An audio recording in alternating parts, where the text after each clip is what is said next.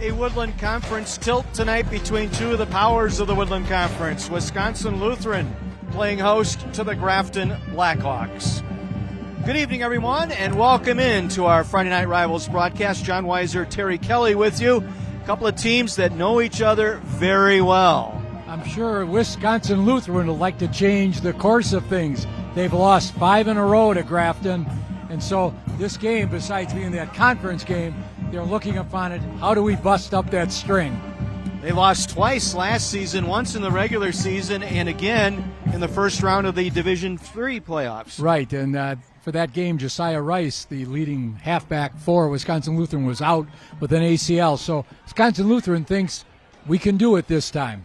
Grafton made it all the way to Madison last year in the Division III playoffs. They fell to Rice Lake late in that ball game. Rice Lake scoring a touchdown with about 4 minutes left that did in Grafton. But maybe the underrated team in the area, because everyone wants to talk about Arrowhead, Marquette, Muskego, and McWanago. Grafton has 15 all-conference slots returning with this team, so they've got a tremendous amount of experience. Pound the rock is their mantra. And then you've got the split back veer for Wisconsin Lutheran. Yeah, a little bit of a clash of, philosophies, but we'll see, which one's going to win out. Let's take a look at the players we're going to keep an eye on here tonight. We'll start first with Grafton and their great quarterback, Brady Hilgard. First team all-conference selection a year ago. Brady throws the ball well, runs the ball well. Leading the way on that offensive line is James Nellis, 300-pounder, committed already for a D1 scholarship. They look at him as their leader. At strong safety position, Tyler Van Sluis. Tyler Van Sluis, he corrected us before the game even. Yeah. He wanted to know, are you going to feature me? Well, we will, because he's a strong safety, had been a linebacker. He really comes up and fills, and he's joined at linebacker by a junior, Tyler Heinley, already getting some D1 looks. Outstanding linebacker. We mentioned Wisconsin Lutheran getting Josiah Rice back. He will play tonight. First team all-conference offensively and defensively a year ago. Tremendous speed, runs very well. Leading the way in the offensive line for Wisconsin Lutheran, Michael Smith. You and I were amazed watching him at practice how well he moves. 6'7", 305. And on defense tonight for the Vikings, Finley Doric, excellent linebacker, reads well, knows how to take away the leading play for Grafton. And in the defensive line, Wayne Hotchkiss, another large guy. Should be a great ball game tonight. The winner takes control of the Woodland Conference 2 weeks into conference play. We'll find out who gets the head start when we come back for kickoff here on My 24.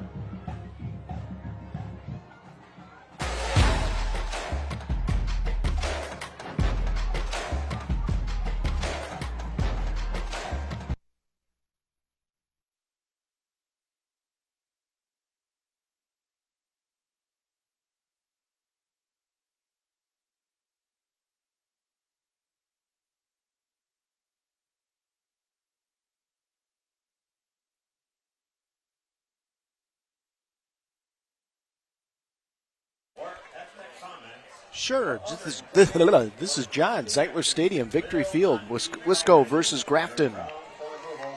Terry, Woodland Conference matchup between Grafton and Wisconsin Lutheran.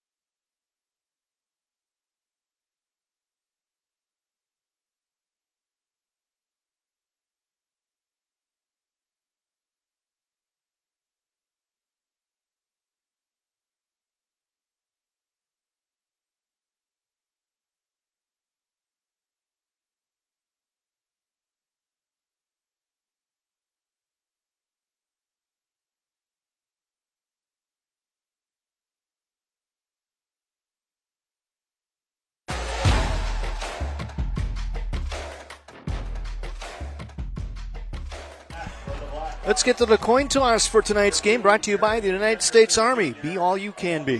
Fortunate enough to have Staff Sergeant Erickson here tonight, who is going to be our honorary coin toss.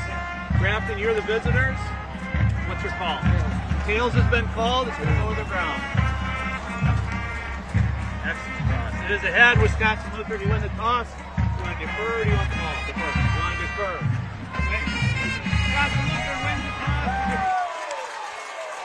As you saw, Wisconsin Lutheran winning the toss, deferred. It was Jeremy Dickerson on the return, brought down by Anthony Brown. Grafton will get the ball first here tonight. You saw Brown with his excellent speed. He's also plays offensively as well, two-way player, and he was able to get the angle, make that tackle.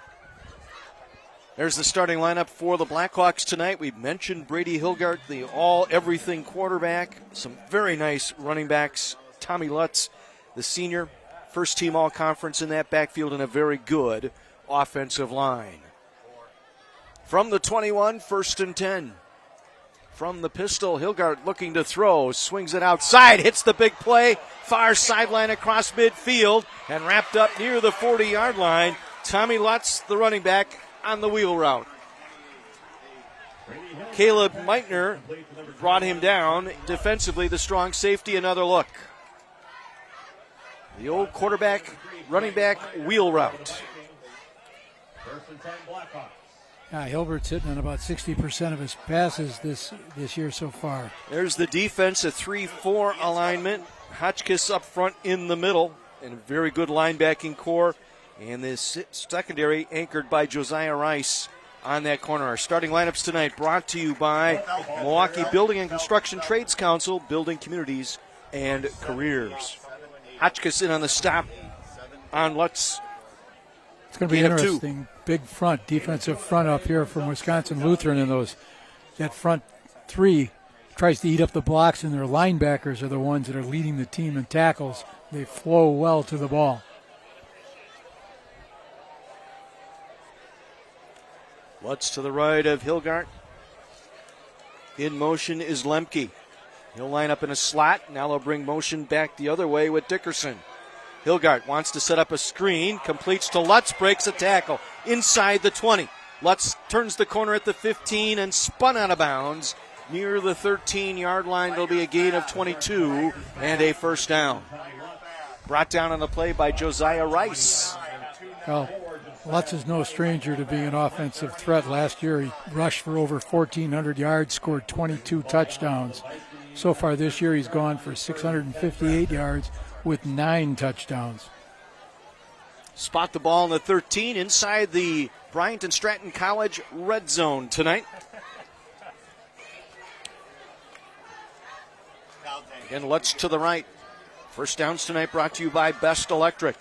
Little toss to Dickerson coming around the right side, going for the pylon. In for the touchdown.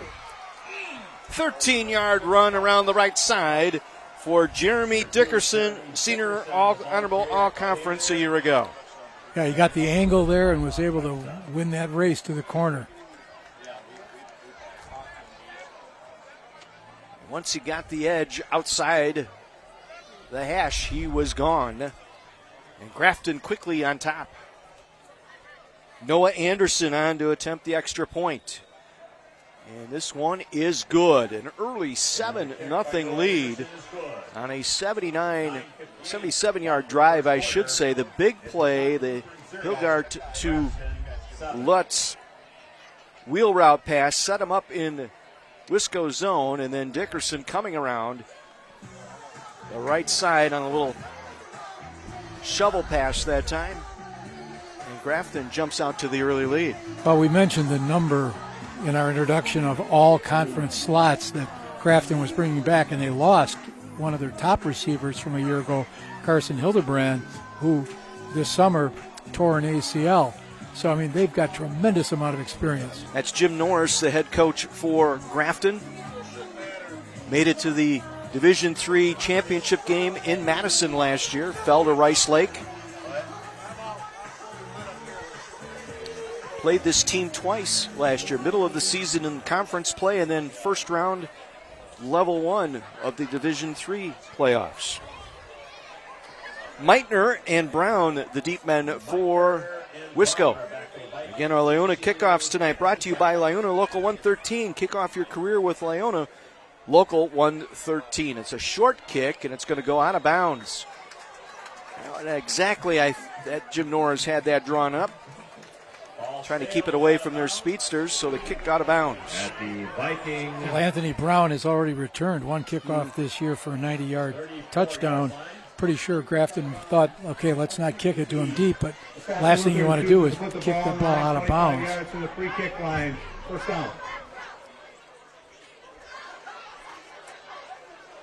So it'll be 1st and 10 Vikings at their own 35-yard line. Our first look at the offense, in Cooper Sievert getting the start, the sophomore tonight at quarterback. Josiah Rice and Malcolm Campbell in the backfield, along with Nico Holtzman, the flanker. Rice in motion, and a muffed snap. We got it. And I believe Xavier Evans fell on it. That snap came early. Some nerves early on here for Wisconsin Lutheran tonight. Well, we mentioned how many games in a row they've won this year and over Wisco, and I think Wisco, back of their mind, is uptight trying to break that string. Hotchkiss, 6'3", 280, the right guard. Right on the boundary The big side. man out front. Right on the boundary side. And nowhere to go on that run. Grafton had it snuffed out perfectly that time. James Nellis in on the stop. Big number 70, the nose tackle. So it brings up 3rd and 14. And again, with this veer running attack, you fall behind the chains as we get a look at the defense. A 3-4 alignment here for the Blackhawks. Nellis in the middle, and then that very good secondary. Very active secondary. Again, our starting lineup's brought to you by Milwaukee Building and Construction Trades Council. Sievert under pressure, able to elude it to midfield. Out of bounds. Shy of midfield. Well, scramble that time. Sam Cameronisi able to make the play out of bounds. It'll be a first down for the Vikings. Yeah, Cooper Sievert took over the play calling last week in that game. He's a sophomore. Got a little bit of playing time last year, started for their baseball team. We talked with Coach Radu about it, and it was really okay. I mean, Henry Szymanski has been the starting quarterback. He went to receiver. He's okay with it. He says, whatever's going to make the team better, Coach. And that's what you like out of these players. Little dive play by Evans for a couple. Like it was brought down by Nellis and Cameronisi. Yeah, if you want to make the veer option go, first of all, you got to establish that dive. Otherwise, quarterback keep or the pitch isn't going to work. So they're going to try to get off that ball. One of the things Wisco's always done is get off that ball on the snap. Rice in a slot here to the near side. He'll go in motion. Now lines up in the backfield.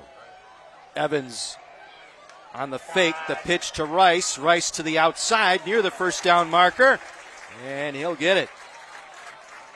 Collided with Jeremy Dickerson, the cornerback. Gutted out the first down. Van Sluis and Schiller also there on the stop for the Blackhawks. Yeah, you can see that good speed that Rice has. Not only a football player, plays basketball, runs track. Both schools have a great number of three-sport athletes. Sievert, a sophomore.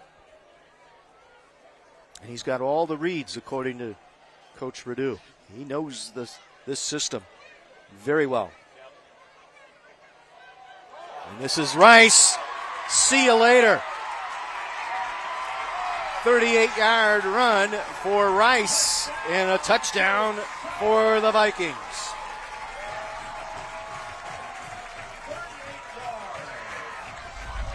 You can see that Rice hits one hole wider just outside that tackle. They had nobody left on that outside as they tried to take away what they thought that dive in that A gap. And that goes back to what you said before, Coach, establishing that dive early. They were looking for it. This time bounced it outside. That's what makes the veer so difficult to defend. Extra point on the way and good by Nico Holtzman. And we are tied at 7. Head downstairs to Mr. Mike McGivern. Hey guys, I'm here with Bruce Jancic, the owner of Best Electric. Hey Bruce, when people come to you and say, look, we're really concerned about the environment and some of the things that we can do to help, what do you tell them? Electric furnace, warm our electrical in the house, helps to do panel upgrades. Electric vehicles are prominent now, generators for houses. So the word is called electrified. Hey, and all the things that you just talked about, you guys at Best Electric offer. As we said before, doorbells to lightning, whatever we can help you with. We have very qualified people. We do small jobs to large jobs. We're always happy to help. That's Bruce at Best Electric. Thanks. I appreciate you being part of this. Back to you, boys. Thank you, Mike. Thank you, Best Electric and Bruce, for joining us again this season. So the Vikings answer the early touchdown by Grafton. Dickerson and Nelson deep. This will be Nelson from the goal line. To the 20, hits the hole across the 25 and wrestled down at the 31-yard line. 31-yard return. Finley Gospodarek there on special teams.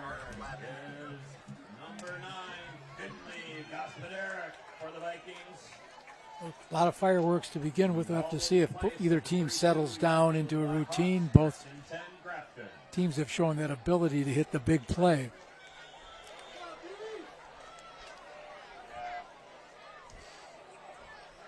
Big pass play to Tommy Lutz, and then Lutz with the big run at first drive. We'll see if the Vikings fine-tune that defense here.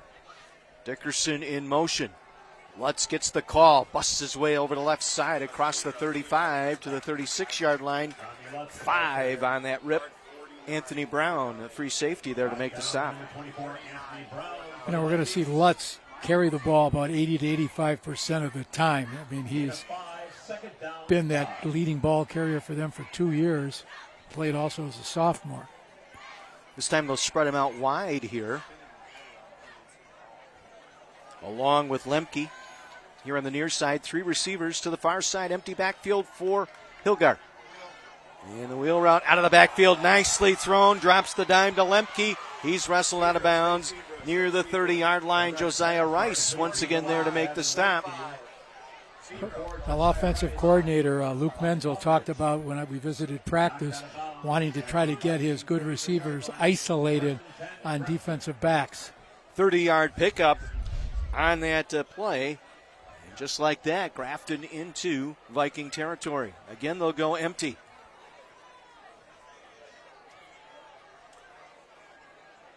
Plenty of time for Hilgard. Now he's going to scramble. Has some running room. Breaks a tackle down to the 25-yard line. Gain of about 8 on the play. Gospodarek there to make the play. Once again, Mike, what do you have? So guys on the sideline here at Wisconsin Lutheran, the coaches are saying, look, boys, we told you this is going to be a dogfight. Offensively, we feel like we have more speed than Grafton does, but defensively, we've got to be able to be extremely careful on defensive backs and linebackers, not going for any fakes and staying home. This is going to be a good one, boys.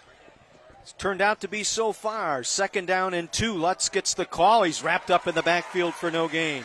First man through, Malcolm Campbell, linebacker for the Vikings, to make the play. Like we said at the outset, one of the things Wisconsin Lutheran wants to do is use those big guys up front, eat up the blockers, let their linebackers flow, find that gap and fill it. Sets up a 3rd and 4 now at the 27-yard line.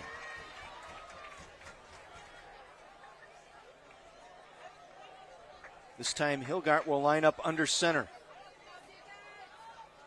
Lutz cuts back inside. Close to a first down, should have it near the 21-yard line.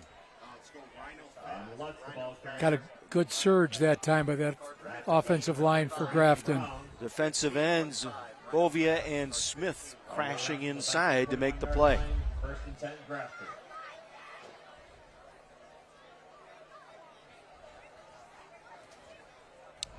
Keep the chains moving. 4:40 to play first quarter. We're tied at 7.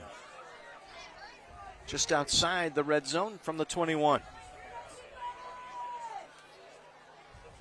Dickerson in motion. The give to Lutz. Lutz nearly coughed up that football. Looked like he juggled it a little bit as he got inside the 20. Fights his way down to the 19. Anthony Brown there to make the stop. You can see Brown grasping at that ball, trying to pull it free.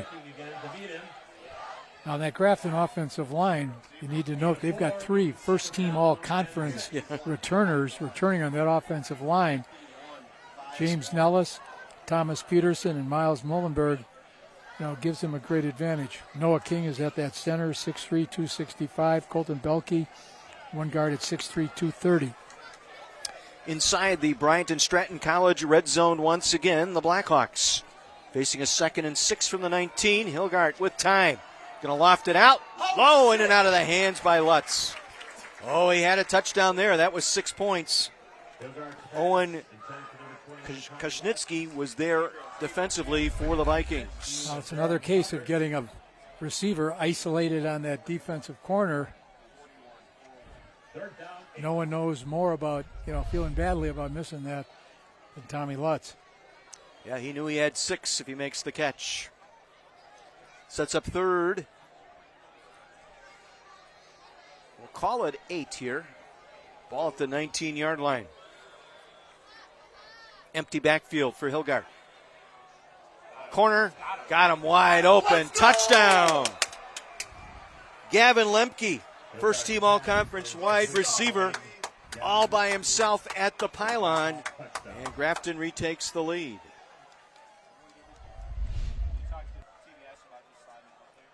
We mentioned Luke Menzel, the offensive coordinator's philosophy about getting those receivers isolated. He thought they could get a mismatch, and that's certainly proven to be true so far.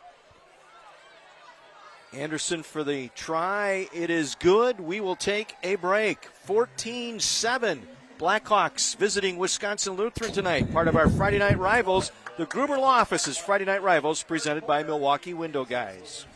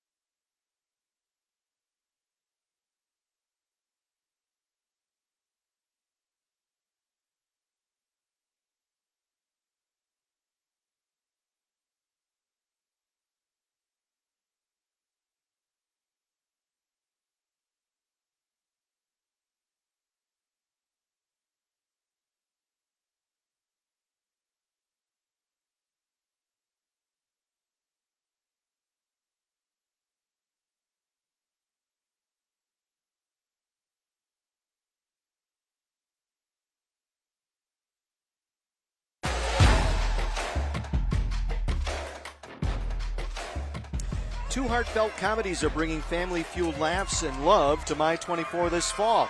Navigate life in Lanford with the Connors at 6 and fall head over heels for Bob Hart's Abishola. That's at 9, weeknights on My 24. With Mike McGivern, Terry Kelly, John Weiser with you from Zeitler Field. Beautiful new home for the Wisconsin Lutheran Vikings. Kevin Zeitler from Wisconsin Lutheran High School to Wisconsin Badgers to the pros. Detroit Lions currently. Yep. Saw him the other night. The squibbler that will be picked up.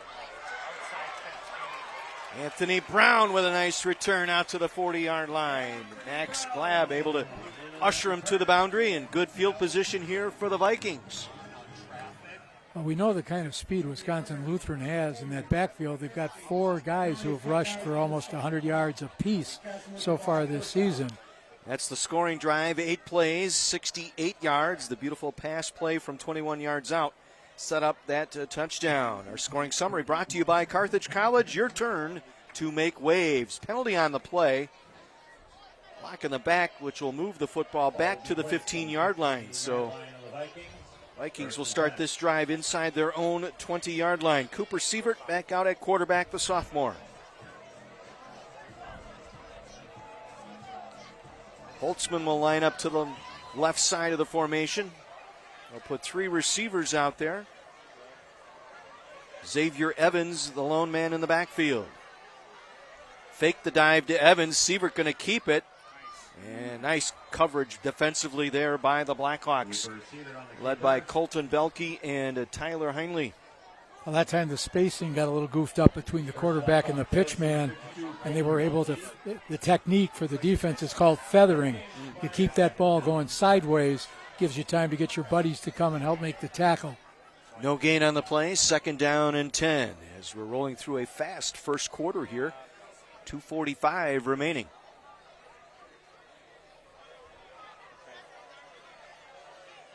Toss. Rice, nowhere to go. Good coverage again by the Blackhawk defense.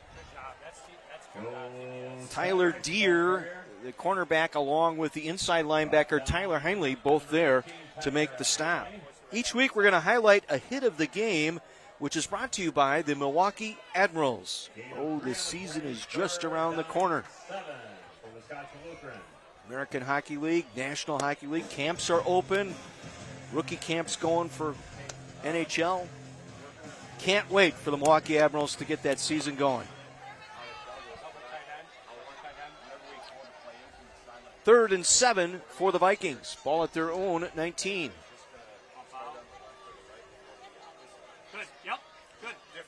Try and run it up the right side.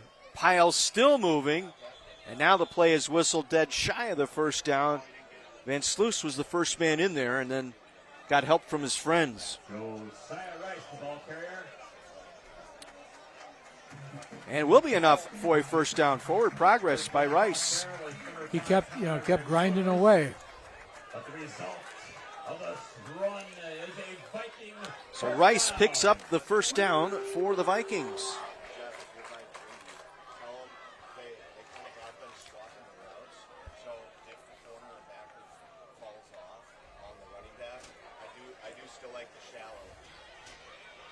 Fake the dive. Sievert coming around the left side. Gets the first down and more. Out to the 38-yard line. Gain of 13 and another first down for the Vikings. Nicholas Schiller, the free safety, finally getting Sievert to the turf. Well, one of the keys if you're going to be playing Grafton defense is you've got to make sure you fulfill your option responsibilities. And sometimes you start looking to see, hey, did they give it to the dive? You can't do that. You can't think too much. That's one of the things Coach Norris said. I don't want these guys thinking too much. I want them to just play and flow. Final minute of this first quarter. Rice in motion. Jet sweep. Rice coming around the right side. And good penetration by the Grafton defense. Tyler Deere came racing up from that corner position, able to seal that edge and force Rice out of bounds. It'll be a loss on the play back to the 35-yard line. Loss of 3. Yeah, nice play by Deere that time. Honorable mention all conference a year ago. They look at him as one of their top cover guys.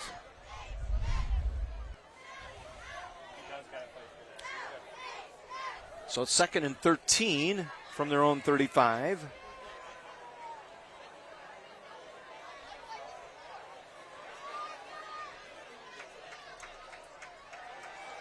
Looking to pass over the middle, completes the pass. Henry Szymanski, the former quarterback, now receiver, will get the first down out to midfield. Max Glab there on the stop. 16-yard pickup and a first down for the Vikings. Yeah, missed tackle there allowed the receiver to get upfield.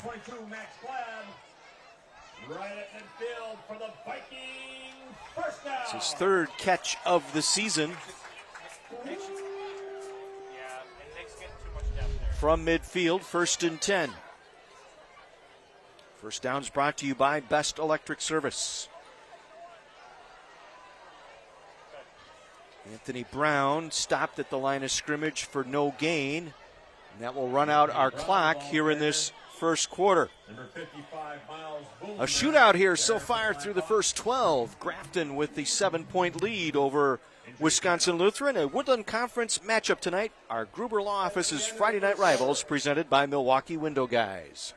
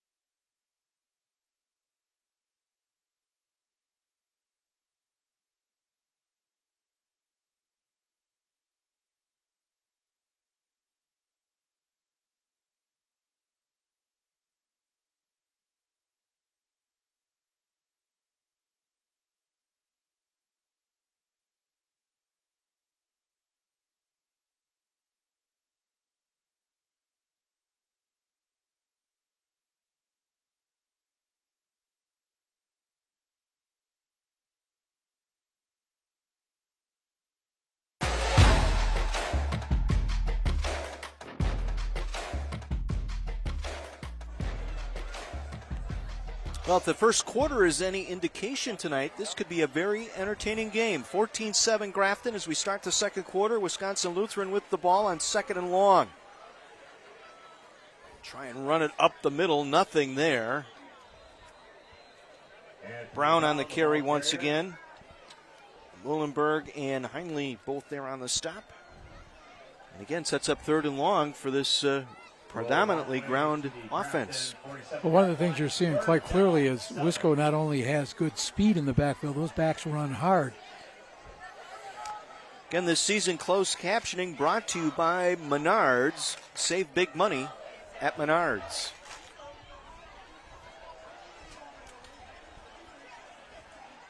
Perhaps 4-down territory here from midfield. 3rd and 7 at the 47.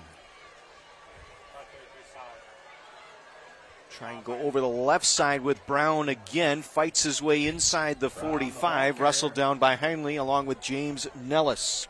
Number 15, Tyler Heinle, first Blackhawk there. Leading 4th down.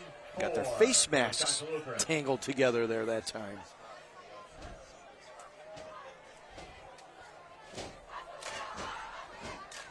So 4th and 4. They look to be going for it. They will be going for it here. Just inside the Blackhawk 45-yard line. Fake it. Sievert over the middle, in and out of the hands. Ball is out. They're going to rule it incomplete. Szymanski had it and lost it on the way down. We'll get another look here in a moment, but that would have had enough for the first down. Beautiful play call there on the fake. Yeah, good dive fake. Nicely right thrown on the ball. spot. Yep, and as he tried to bring it down, some credit also to the defender, Tyler Deere, the coverage guy. May have gotten a hand in there to knock it away. So Grafton will take over at their own 44-yard line.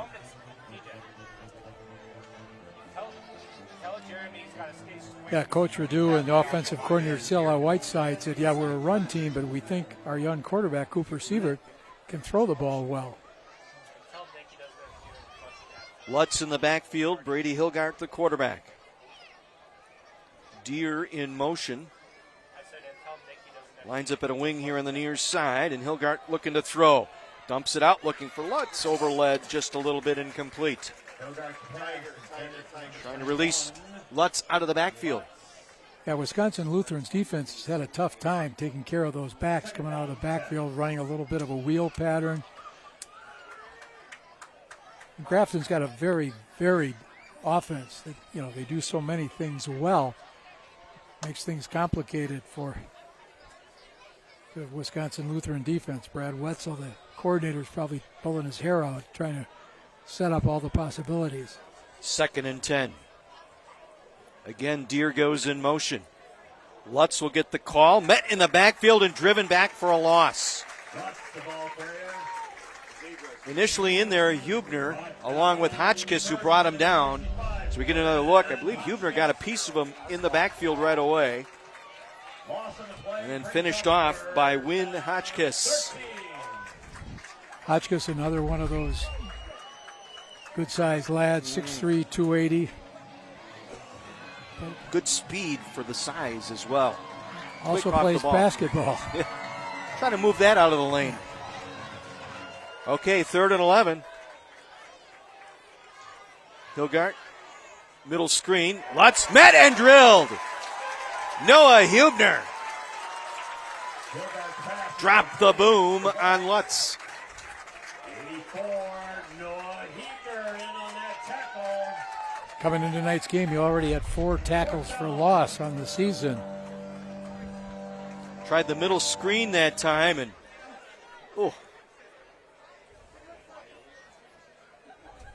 Hubner to Lutz. Hello.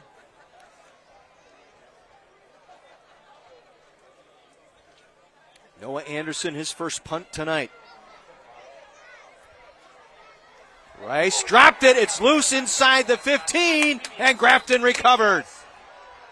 Rice was drifting back. Van Sluis able to come up with the loose football. Tremendous hang time on Yes. that punt. Allowed his cover people to get downfield. You can see he wanted to make the fair catch. Ball kept drifting, and he never had a chance to get under it. And Van Sluis able to pounce on it at the 14-yard line.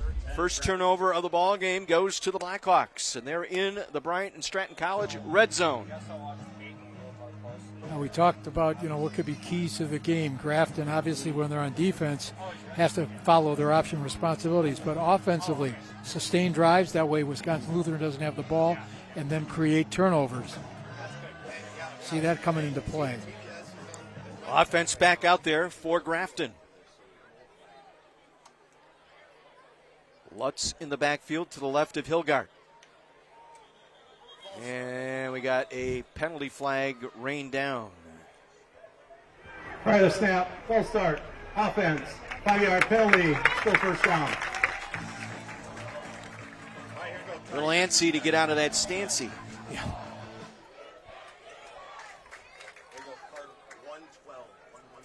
So it makes it a 1st and 15 back at the 19-yard line. Yeah, Wisconsin Lutheran's trying to cycle in 4 to 5 extra guys in that defensive line because they got a couple of those guys going both ways. They want to try to keep things fresh, try to put some pressure on Grafton. Little confusion right now. And they'll take the timeout. Yeah, there was, right from the get-go, coming out of the huddle, there was confusion on the play, so Jim Norris, Luke Menzel, the offensive coordinator, will talk about it with a timeout. First timeout taken here by the Blackhawks. Well, we talk about this beautiful facility here. Kevin Zeitler played high school ball here at Wisco, went on to standout career with the Wisconsin Badgers and NFL career with the Ravens and now with the Detroit Lions. This was part of his return to the community, giving back a gift here for this beautiful football facility. Yeah, major gift. Many other folks contributed to help make this a possibility. Mike, what do you have? So, guys, I'm here with Jose Ramirez, Liuna Laborers, Local 113. So you've been out of the field and in the union office for 3 years, 4 years, something like that. Been a good move for you? Yeah, I think so. It's been good, being able to be involved with the community and with younger workforce to get them into the union and into the construction industry. Absolutely. So, career. This is a career. Absolutely. Talking about the career, we offer great training at our District Council Training Center in Madison, Wisconsin. Good union benefits, and all the training is completely free. Thanks, boys. Back to you. All right, thank you, Mike. Hilgart with time. Scrambles to his left, has some running room. Will throw it on the run, looking into the end zone, incomplete. Most of the night, Grafton has had good pass protection, protecting Hilgard. Wisco's tried to counter that by doing a couple of blitzes. That time we saw Hilgard forced out of the pocket, scrambling, still managed to get a pass off, running to his left. Brings up a 2nd down and 15, though. Intended for Tyler Deere, the wide receiver. Number of players going both ways here for both teams tonight, so we have to see how that plays itself out. Deere, other side. Deere.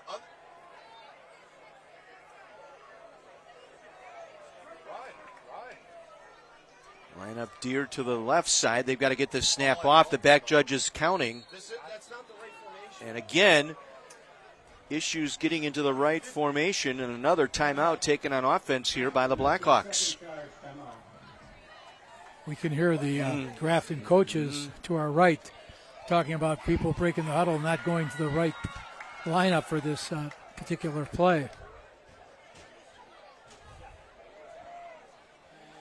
Well, big thank you tonight to the good folks at Bunzel's Old Fashioned Meat Market and their catering services for helping fuel our Friday Night Rivals crew with some great food tonight. The ham sandwiches were outstanding, by the way.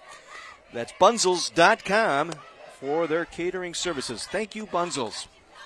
Great job once again. Outstanding meat market. They have all kinds of things in their deli. It's one of those places I get scared to go in for fear I'm going to leave my whole wallet there. I don't need all that, but boy, it looks good. It certainly does, and it is good. All right, 2nd and 15. back at the 19-yard line.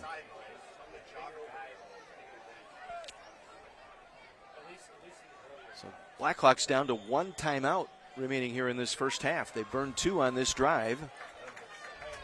Empty backfield, 5 receivers going out. Hilgard looking to the corner, in and out of the receiver hand. That was Gavin Lemke with a touchdown already tonight. Out there was Quinn Kushnitsky in coverage for the Vikings. Good coverage. I think he might have deflected that at the last second. Let's see if that's what happened. Yeah, got a hand inside there, knock it away. Inside. You got it. Nicely done. Once again, you saw Wisconsin Lutheran try to put some pressure on. They brought their inside linebacker, Finley Gospodarek. He was able to hurry that throw. So 3rd and 15. Lutz in the backfield. He'll release. Back corner. Diving grab. Out of bounds. Looking for Lemke again on that back boundary. Noah Hibner, I should say, on the stop out there defensively for the Vikings. Well, Hilgert's been putting that ball on the receiver. Now they just got to complete that transaction. So they will hold them to a field goal attempt after recovering the muffed punt at the 15-yard line. This will be a 36-yard attempt. Ball down. It's away, and it is good. Noah Anderson with the 36-yard field goal puts Grafton up 17-7. Yeah, good pop on that ball. You have to think that's a win for the Viking defense after sudden change, turning it back over on that muffed punt. They were able to force that false start penalty, and the Blackhawks weren't able to overcome that. Yeah, that initial penalty put them behind the chains, and things got thrown off kilter, then not being able to line up in the right formation. Caleb Meitner and Anthony Brown will be the deep men here to receive this Liuna 113 kickoff. Well, we mentioned keys to the game for Grafton. We also want to talk about Wisconsin Lutheran. They got to take care of the ball. They survived in a way what just happened. They also got to make sure they read their keys on defense and then put some pressure on Brady Hilgert, and they've been finding different ways to do that. Saw the scoring drive, 4 plays, the 36-yard field goal, brought to you by Carthage College. This will go into the end zone for the touchback. Ball will move out to the 20-yard line.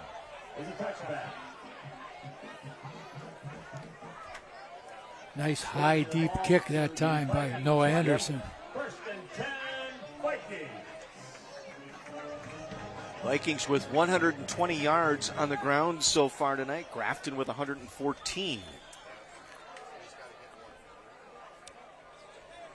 Do we even need a statistician? Because we've got this wonderful scoreboard now. We need Andy's.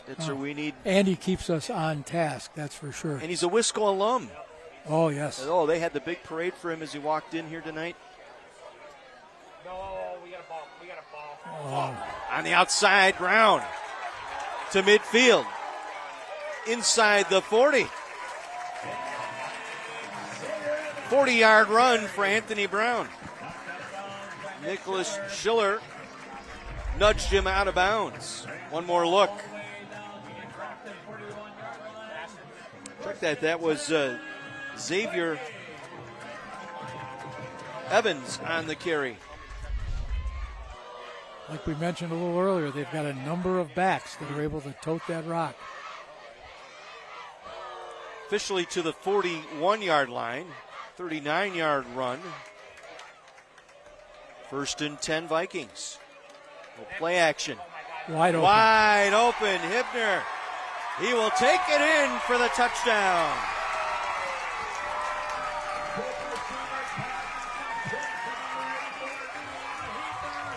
Hibner, 6'4", 220 senior.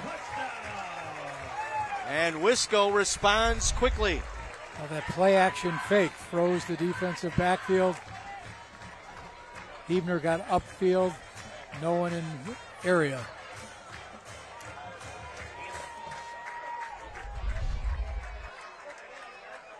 Second touchdown of the season for Hebner. This one from 41 yards. Holtzman on for the extra point. High snap. Szymanski gets it down. The kick is through. And Lightning strikes once again here with 7:14 to go here in the first half. And again, it's a 3-point game. And again, our touchdowns tonight brought to you by Steamfitters 601. Steamfitters Local 601. Your future starts now. 41-yard pass, one more look. Again, that play action froze everybody. Two safeties came up. That left a hole over the middle of the field for Hebner. And he gets his second touchdown reception of the year. Yeah, Cooper Sievert demonstrating just because you're a sophomore, it doesn't mean you can't step in and take over the offense and run it well. Very simply, 2 plays, 80 yards, 41-yard touchdown pass from Sievert to Hebner. Again, our scoring summaries brought to you by Carthage College. Your turn to make waves.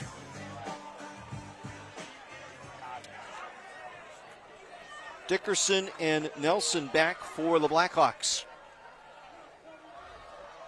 Lyuna 113 kickoff. Nico Holtzman booms this one. And it'll be Dickerson trying to get the edge out across the 30 and wrestled down shy of the 35-yard line. Powell Gersey there to make this tackle. Nice return out to the 33-yard line. Back and forth we go, like a prize fight here tonight. Yeah, one roundhouse after another. This is one of those games where you make a critical mistake and that can turn the whole ball game. So far, like you said, they just punch, counter punch, drive it out. Interesting to see what Luke Menzel tries to come up with here. Kind of take away of, maybe get a long drive put together. Lutz, left side, 5. Brought down on the play. Gospodarek and Kashnitsky both there for the Vikings. Little trap that time to the right side. Lutz was able to squeeze through that hole. Quick 7 on the first play here to start this drive.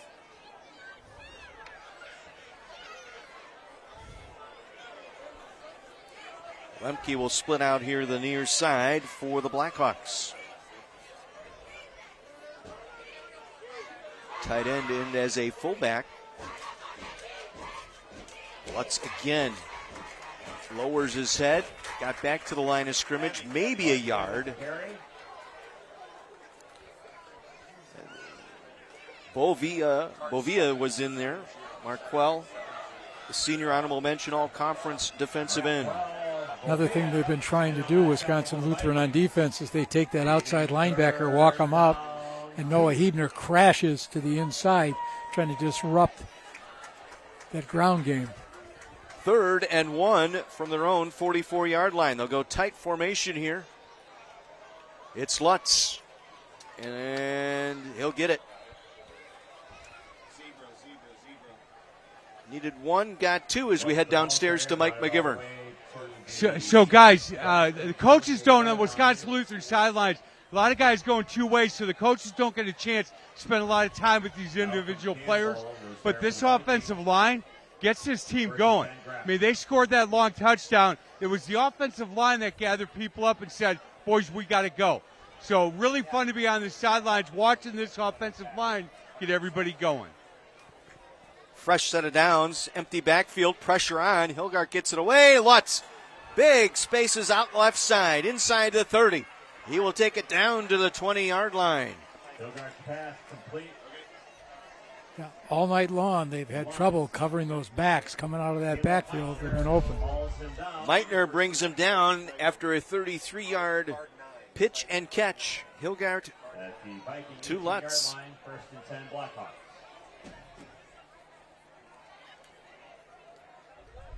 Inside the Bryant and Stratton College red zone. Again, this season when a team gets inside the opponent's 20, they enter the Bryant and Stratton College Red Zone. Bryant and Stratton College, built different for you.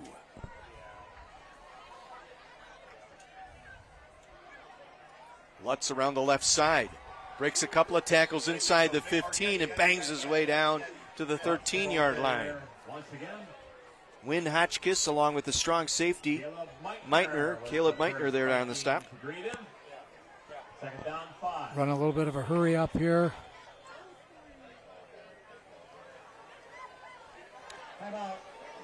Wisconsin Lutheran will take the timeout. We'll take a break as well. 4:49 to go, first half. Grafton driving and leading by 3. Our Gruber Law Office's Friday Night Rivals, presented by Milwaukee Window Guys.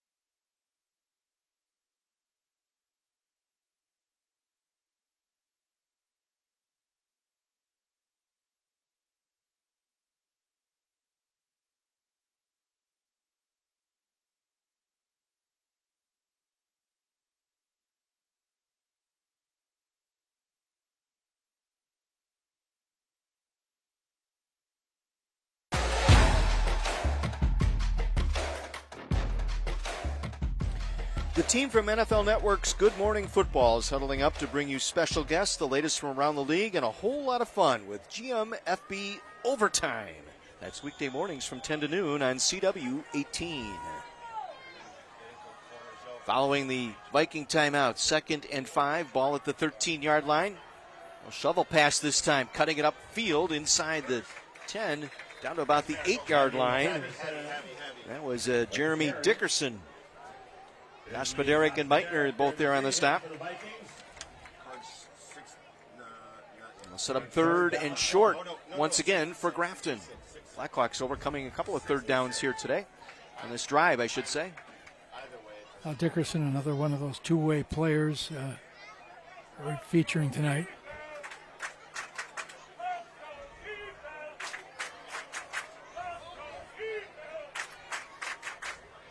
Notre Dame formation in that backfield. 3 across. Lutz will get the carry. Powers his way for the first down. Forward progress to about the 6-yard line. Ball came out, but they'll rule the play dead. Officials had the whistles blowing and the arms waving by the time that football came out. Followed James Nellis that time. One of the things they've been doing is Nellis has been playing on both sides of that offensive line. I don't know whether that's something that you can figure out where they're going to try to hit that dive or they're trying to get a matchup, because we can see Wisco's been doing a little bit of gamesmanship with their defensive front. 1st and goal from the 7. This time Hilgard with plenty of time. He'll run it, looking for the far pylon. And he'll be pulled down short. Good recovery. Nico Holzman racing across the defensive backfield, coming across to prevent Hilgard from getting into the end zone. Yeah, Wisconsin Lutherans demonstrated they've got excellent team speed. They've run down a number of plays with angles. We'll come into your picture, top of the screen right there, and get a hold of Hilgard before he could extend the ball over the goal line. So at the moment, saves a touchdown. Again, the little toss. Dickerson in for the touchdown. Good eyes by Dickerson. They had 2 guys come shooting through. He made them miss, then turned it upfield for the score. 2nd touchdown for Dickerson. One more look. Shovel pass. High steps his way into the end zone for the Steamfitters local 601 touchdown. Extra point is away and good. 24-14. Blackhawks on top of the Vikings. Just under 3.5 minutes to go in our first half. Another look at the touchdown run. We'll break the tackle in the backfield, then turn upfield.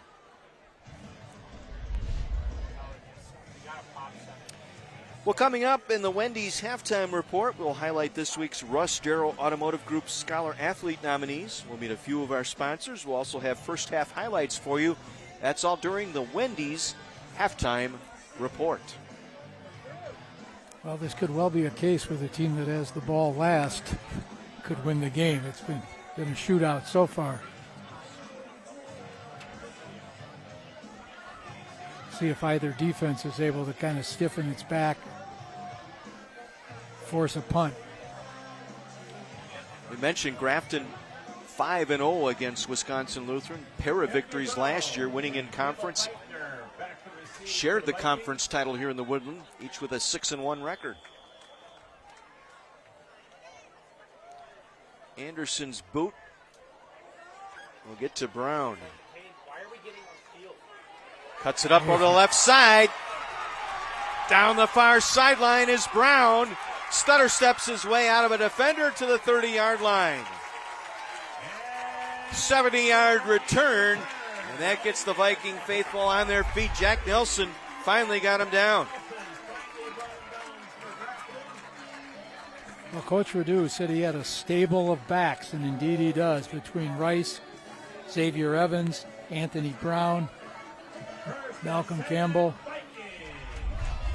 Special teams that time, they kind of broke their lanes. They all kind of converged into the inside the hash marks. That left the outside open, and Brown took advantage of it. 65-yard return. Now Xavier Evans with the carry. Tyler Heinley there to make the stop. Evans gets his share, has 145 yards coming into the game here tonight. Rice 129 yards. Malcolm Campbell 93 yards rushing. And Cooper Sievert, the quarterback, over 100 yards rushing so far this season. Yeah, a year ago, Wisconsin was about 5-1 running yardage to passing yardage on the season. But they've demonstrated that they can make you suffer with that pass if you overload on the run. 2nd and 8 from the 28.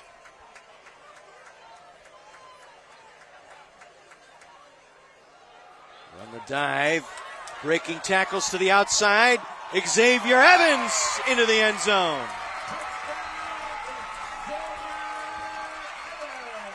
First touchdown of the year for the senior Xavier Evans. And once again, Wisco responds.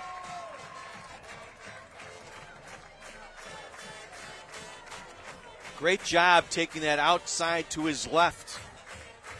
Good vision on that run that time by Xavier Evans. Yeah, they get on the outside of that tackle, and it seems like there's no outside contain coming up from the defensive backs.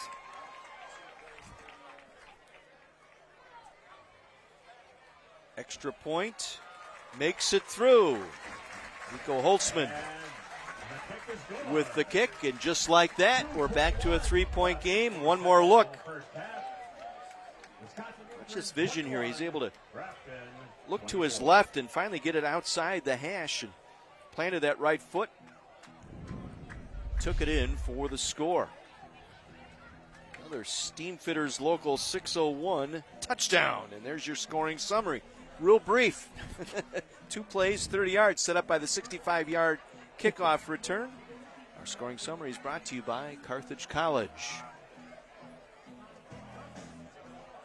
Well, they talk about having complementary play on your team, you know, your special teams, your defense, your offense. Certainly that came into play for Wisco. Their special teams gets the ball at a great field position. They're able to hit that home run. There's the senior, Xavier Evans, his first touchdown run of the year.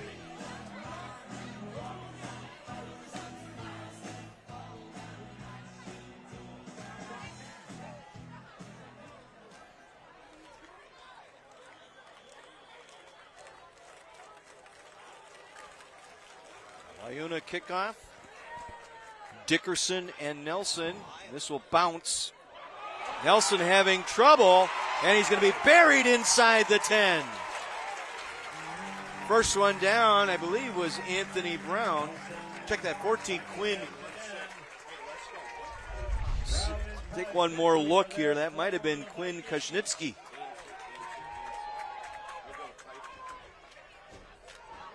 What's the rule, Coach? You let the ball hit the turf. You're not supposed to do that. You got to come up and make that catch, and it was a high kick, so there was time with that hang time to get under it.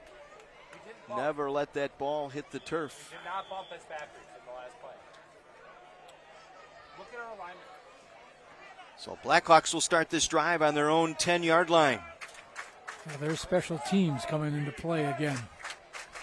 Two big special teams play by each side so far tonight. Jeremy Dickerson in motion. Lutz gets the call. Bangs his way across the 15, out across the 20-yard line.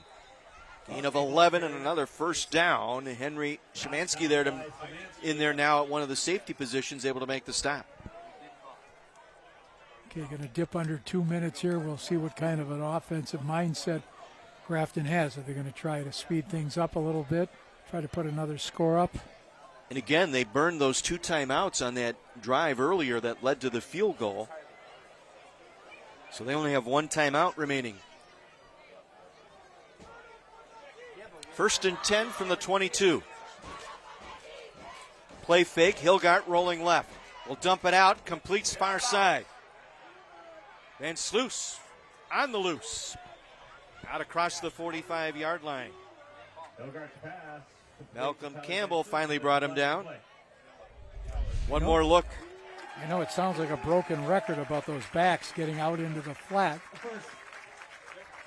There was a penalty flag in the backfield for holding. So this is being brought back.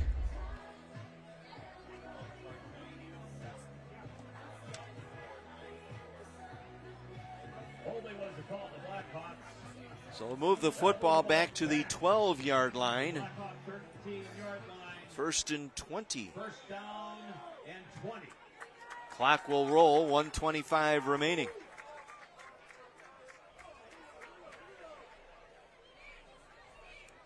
Empty backfield, 5 receivers going out.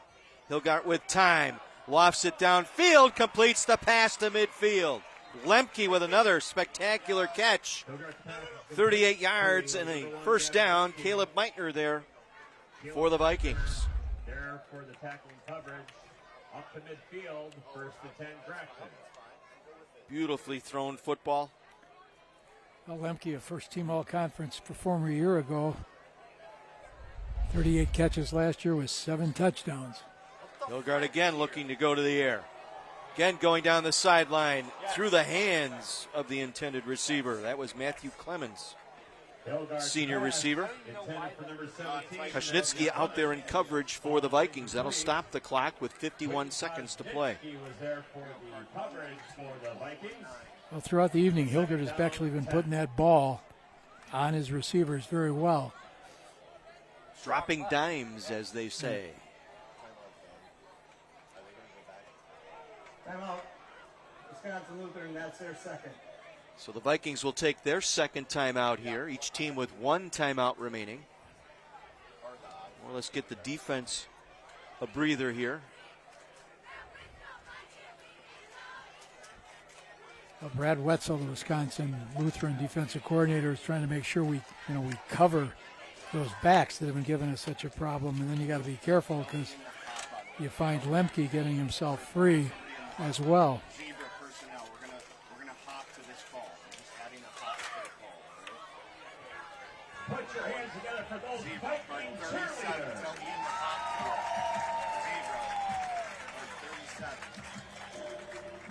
It's been an entertaining game through this first half. A lot of points. Vikings would like to get a stop here because they will get the ball to start the second half.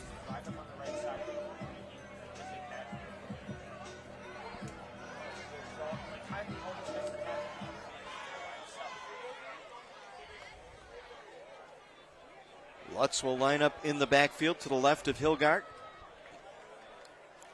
Ian Cornelius, the tight end, to the left side. In motion is Deere. Pressure on. Hilgart going to race for the sideline, and he'll get there.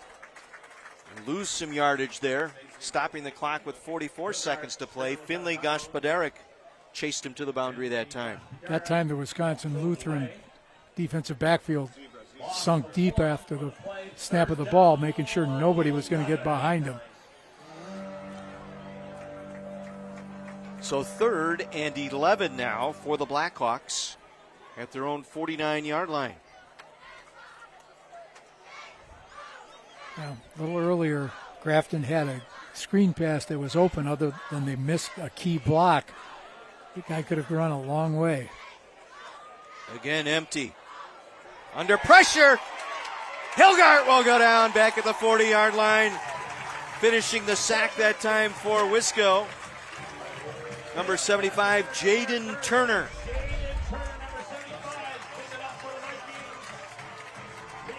First man in was Gospodarek, and then there to wrap him up, Jaden Turner.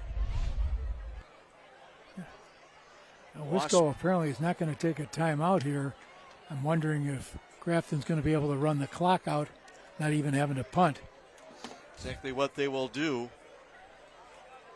And so the sack play will end this first half. An entertaining first half in the Woodland Conference tonight. First of back-to-back games in the Woodland. Grafton leading Wisco by a score of 24-21. Stay tuned. The Wendy's halftime report coming your way next.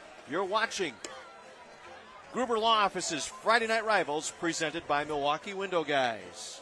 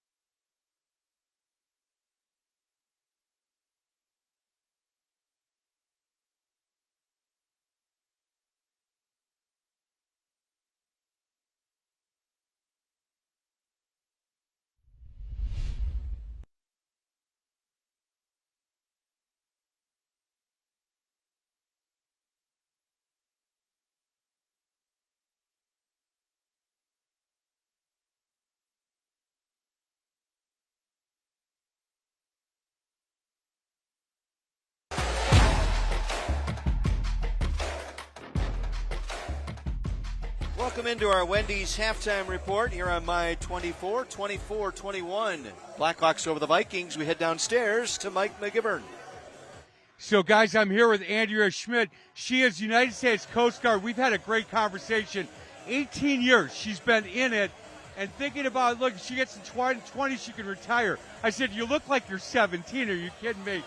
So tell me what presently your job is with the Coast Guard.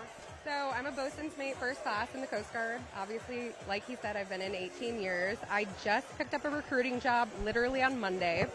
Most of my career I've been doing search and rescue, federal law enforcement, drug interdiction. So you don't know your elevator pitch yet, but as a recruiter, and just with your honest thoughts, what would you tell a high school age student, and what a great thought to be part of your Coast Guard? I think the Coast Guard is a really unique branch of service because it's a humanitarian service. We work really closely within the communities that we serve. We always work on the water, which is probably the biggest benefit for me. I grew up loving the water. So, your parents must be so proud. Thank you for your service. You bet. Boys, back to you. Mike, thank you very much. Well, tonight we'd like to highlight our Scholar Athlete nominees. That's brought to you by the Russ Darrow Automotive Group. From Grafton High School, Tommy Lutz. Tommy is a 4-year competitor in football and basketball, carries a 3.785 GPA, was selected all-conference in 2023 and honorable mention in 2022 in football. Tommy volunteers with Balance. Balance supports individuals with intellectual and developmental disabilities in Ozaukee County. Tommy is looking toward the future with possible career paths in sports medicine or family photography business, VIP Photography. And from Wisconsin Lutheran High School, Malcolm Campbell. Malcolm competes in football, basketball, and track, carries a 3.37 GPA. He is a member of the 2024 state championship basketball team that finished 30-0. Malcolm participates in Reading Buddies, a program where Wisconsin Lutheran athletes go to local grade schools and read with younger students. Malcolm is considered humble and hard-working. Again, congratulations to this week's Scholar Athlete nominees. Our weekly nominees will be in the running to receive a $5,000 scholarship brought to you by the great folks at the Russ Darrow Automotive Group. Discover the Darrow difference. Once again, we head downstairs to Mike McGivern. Hey guys, I'm here with Lizbeth Reynoso. She's an apprentice with Steamfitters Local 601, and I think it's really cool. Not a lot of female steam fitters, and when you said, look, I learned how to weld, and then this became a career for me. Can I talk about making that decision? Sure. College wasn't around, didn't have money, no grant could have helped me pay for college. I needed a career, not a job, and 601 gave me that. Would you recommend other females getting into this? Because I think this is really a big deal, and to have you kind of spearhead that, I think it's awesome, and we can talk to high school age girls that maybe college isn't for them. Oh, absolutely. It's based off skill, not your gender. If you go through the regular apprenticeship, your first year, second year through the union, you get paid as a second year. That's just your base pay. You can always get paid more than that if you're really good at what you're doing. You're pretty good at what you do. I hope so. Yeah, I've been told that. Man, keep up the good work. That's really awesome what you're doing. Boys, back to you. It's the Wendy's halftime report from Wauwatosa tonight. We're at Wisconsin Lutheran High School. Grafton leading Wisconsin Lutheran 24-21. We'll continue with the Wendy's halftime report after this on My 24.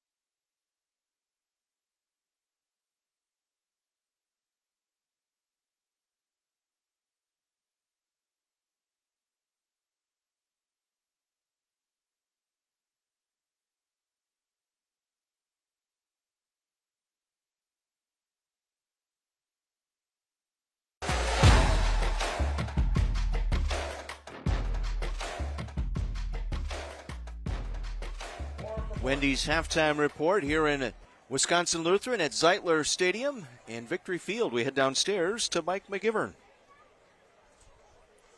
Hey, boys, I'm here with Staff Sergeant Keith Erickson, U.S. Army. A boy from California, been in Wisconsin 4 months, and said, no, this is what the weather's like all year round. Don't worry about it. Hey, when you made that decision in high school, a little convincing with your parents, you said, but boy, they got to be really proud. That was a great move for you to join the Army. Oh, yeah, looking back, wouldn't make the same decision. No looking back. Hey, so tell me about the steps to get to be a recruiter now. What other things have you done in the U.S. Army?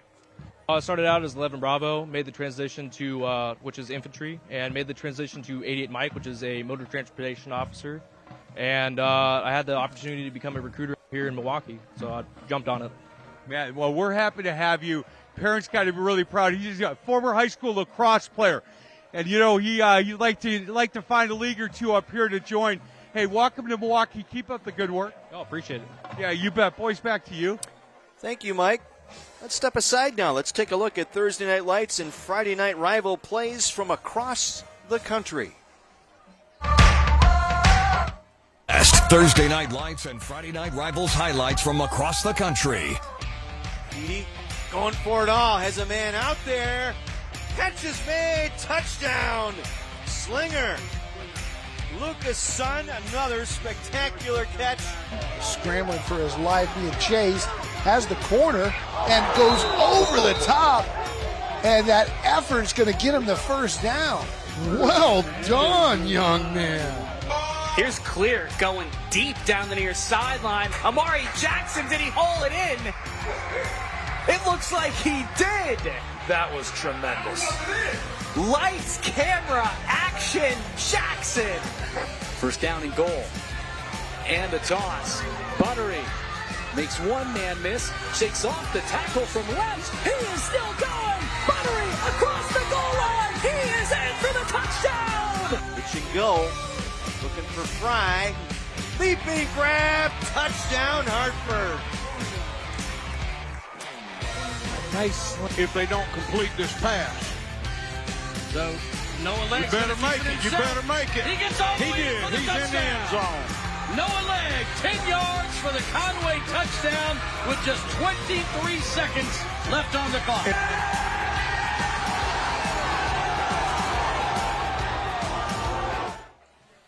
The best from around the country on Friday Night Rivals and Thursday Night Lights. Two from last week's Hartford Slinger game. Might have a few here tonight. Let's head downstairs. Our Bryant and Stratton College interview. Here's Mike. Hey, guys, thank you. He is Shakun Mays. He's the cross-country track and field coach at Bryant Stratton. He's a North Division grad. He's a Milwaukee guy, and I love that. When you get a chance to talk to some of these kids about coming to Bryant Stratton and running for you, what do you tell them? I'll tell them that there's an option here for speed and to run, and we love to have the local kids and to recruit the local kids because there's so much talent in the city. There's so much talent. I've been able to talk to some guys about track and field, and they say the same thing. There's so much talent in the city. Be able to keep them home, go to school for 2 years, and then send them out. I mean, you know what, Coach? I think you're in a great spot. Yes, I think so as well. I mean, it's a no-brainer for me. There's so many options out here, but in order to stay, you could stay in the city and you can have a competition and develop here, and then, like you said, move on. And academically, Bryant Stratton offers some really good programs. A lot of speed on the field tonight, Coach. Yes, I see. I'm going to talk to a couple of these kids out here today. You can still run a 10-100 or something? Oh, let's not talk about my speed. Yeah, we're not talking about my speed either. I'd still take you in that bet. Boys, back to you. Mike would need a sundial, I think, for that one. I'm going to be very nice. You're going to be Mr. nice? McGivern. All right. Halftime report brought to you by Wendy's continues. We'll have halftime highlights coming up when we return to Wisconsin Lutheran High School. Grafton on top by 3 on My 24.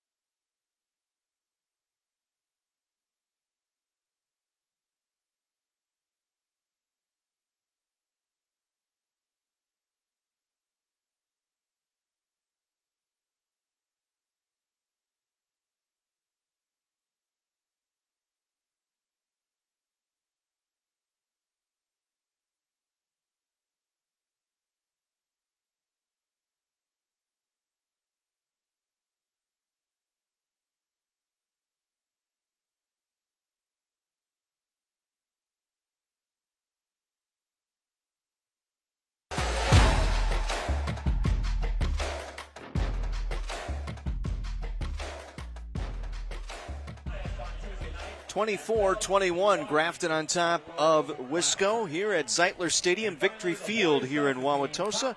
Let's head downstairs. Mike McGivern, what do you have?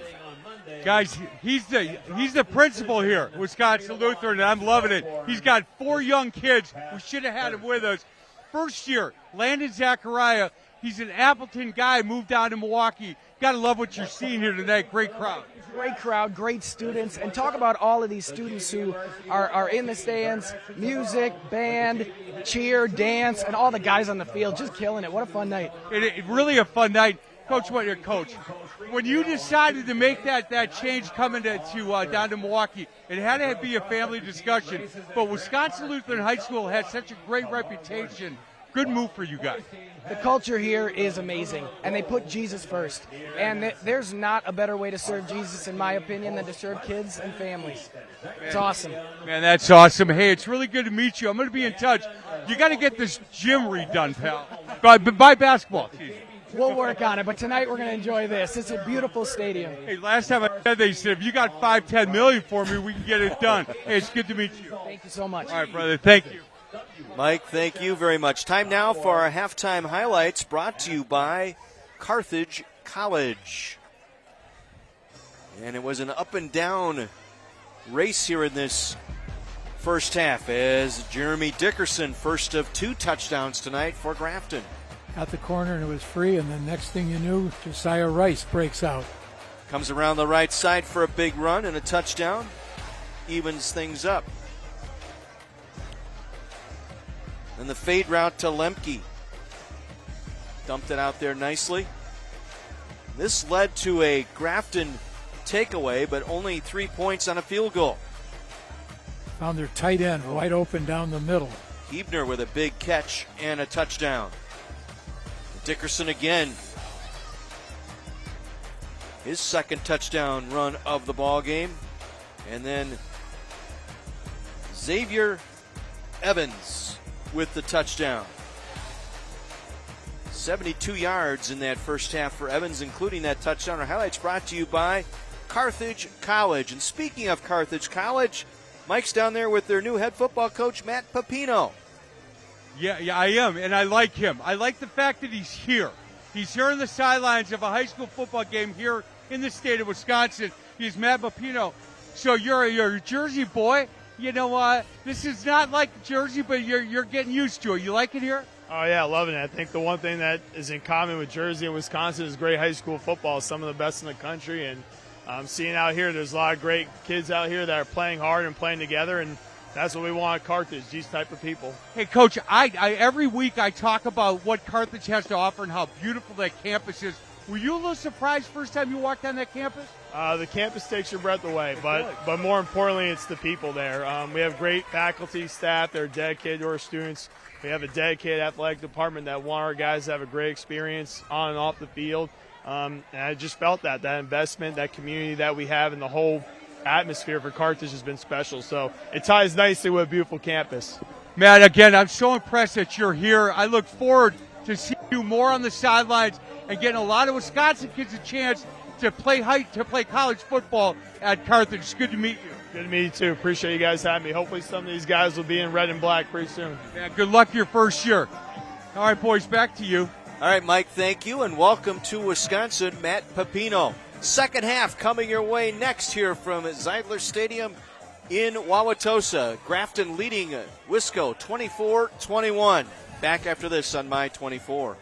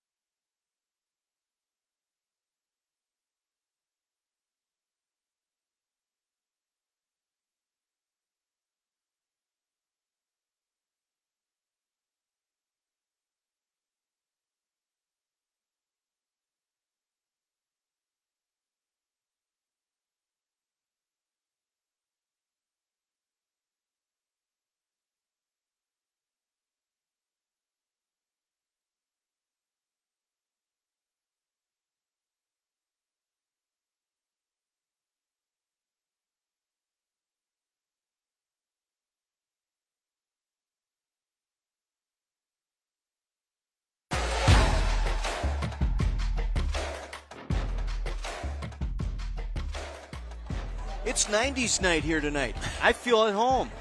I thought we were going to have to pull our defensive stat man, Sean Raffaelli, back from the track. He was going to go out there and dance. A lot of music from the 90s. Had the Seinfeld theme playing here earlier. This is great. This is my kind of atmosphere. I'm sure many people watching the show can remember the days if you turned your lights off, it was going to take a half hour for them to warm up again so you could continue playing. These things put them in time to the music. Yep, it is 90s night. Yeah, I'm seeing Chicago Bulls jerseys. I'm seeing Walter Payton jerseys out there. Lynn Dickey jersey, I saw that coming in here. That maybe a little bit before the 90s. I think we're starting to date ourselves. Okay, so here we go. Vikings will get the ball to start this second half, Coach. What are they looking to do here? Well, I think they've been, they've shown they can hit the big plays. They've had that tight end pop free. They've been getting to the outside. One of the things we noticed right before the end of the half, outside linebacker Max Glab, I think we injured his wrist. He probably won't be back in. And so they've been having trouble with those outside linebackers and those corners shutting down that off tackle play. So we'll see if that becomes an episode.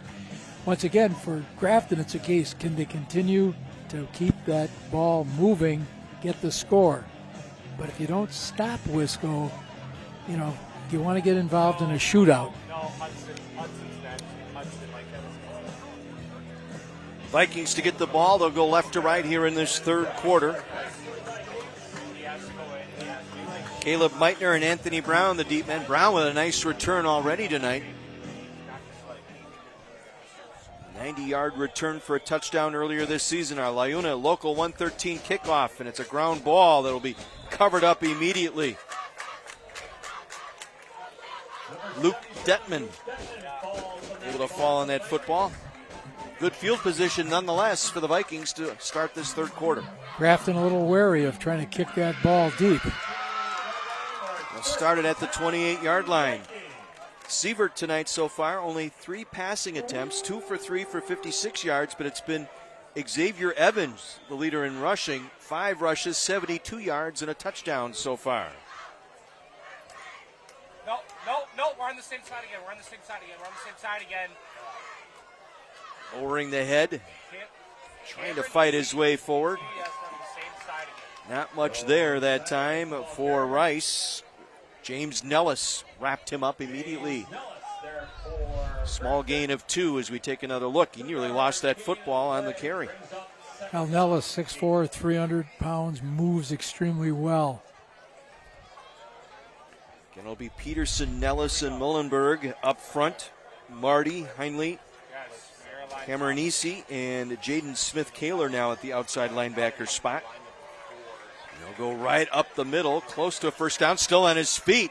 Fighting for yardage is Brown, and they'll whistle it dead just shy of the first down marker. Anthony Brown with a good strong run that time. It was Van Sluis and Deere. That entire secondary finally getting him wrapped up. You can see that surge they get. They pull Michael Smith from the backside, help him lead through that hole. And that's what impressed me most in practice earlier this week, watching him get out, watching him get around on the pulls, and he is right out in front. He's not shy. He's going to get out there. And the other tackle, Jaden Turner, number 75, able to do the same thing. 1st and 10. High snap. They'll pitch it outside. Anthony Brown on the rumble. Brown inside the 20. He'll enter the house for the touchdown. 61 yards.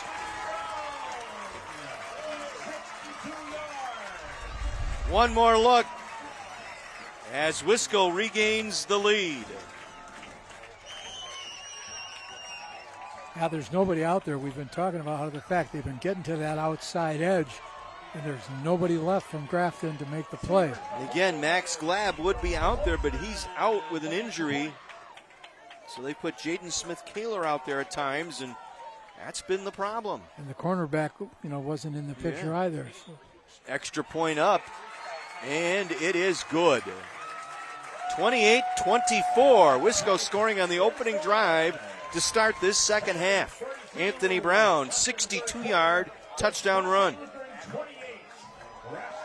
Brown with that 90-yard kickoff return a couple of weeks ago, and now rips off 62 for the touchdown. Let's head downstairs to Mike McGivern. So, guys, I'm here with Jose Martin, Ironworkers Local 8. Man, it's nice to meet you. Tell me, how long you've been doing this? I've been an ironworker for 18 years. Yeah, did you start out with the union, or were you a laborer? No, I was an ironworker from the start. I was an apprentice and moved my way up. Was it what you thought it would be? I think it was more than what I thought it would be. It's the best thing I've ever done, and I'll continue to promote it as much as I can. You know, I love the fact that when we talked before, you said, look, if I could get a couple of these kids at this age to consider this, because it's a career, it's not a job. No, absolutely.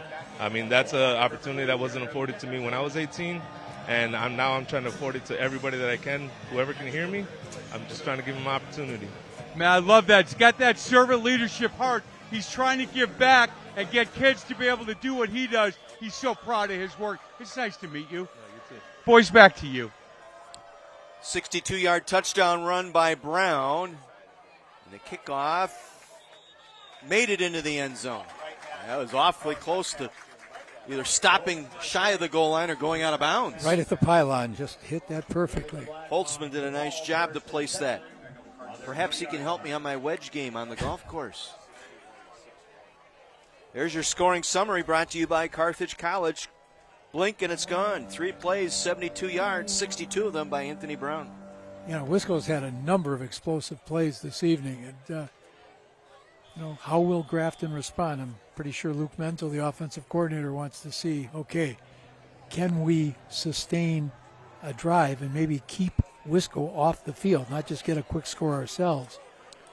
Brady Hilgart, 7 for 13, 192 yards in that first half, and a touchdown pass.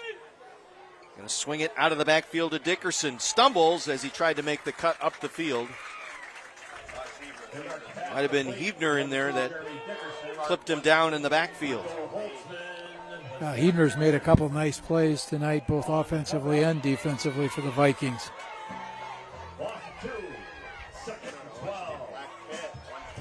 Running the football tonight, Lutz 12 carries for 44 yards in that first half. He'll line up in the backfield. We're short a guy.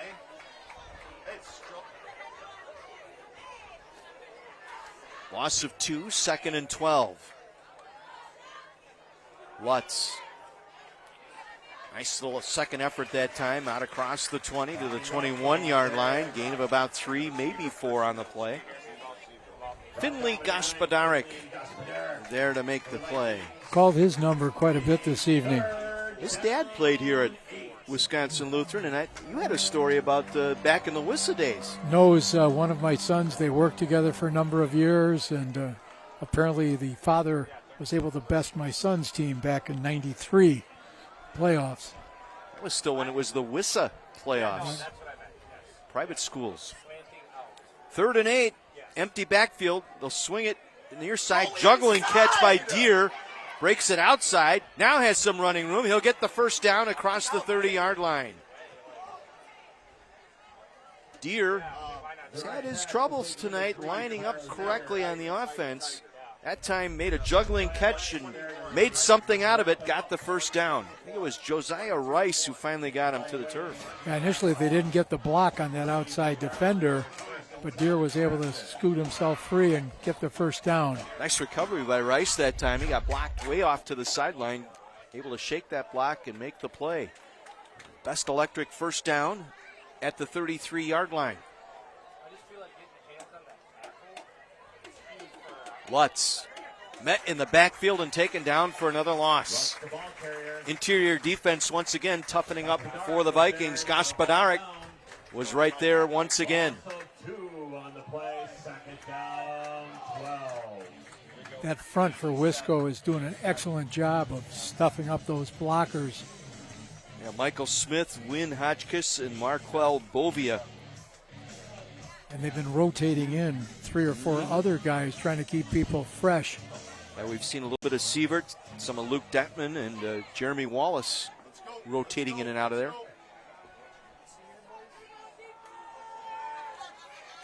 2nd and 12 from the 31. Hilgart on the play action, wide open. Leaping grab by Deere inside the 25-yard line. 44-yard pickup and a first down. Caleb Meitner was there on coverage for the Vikings. Another good throw by Brady Hilbert. Good, definitely good protection that time. You know, Wisconsin Lutheran has been countering that good protection by bringing some linebackers. Goes as a 44-yard pickup, 1st and 10 at the Viking 25-yard line.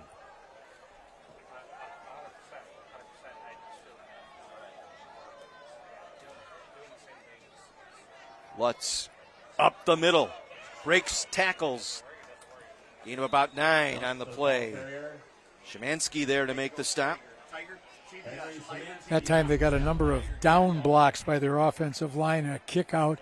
Lutz was able to come through that hole. Almost broke free. Gain of 9, 2nd down and 1. And they're in the Bryant and Stratton College red zone.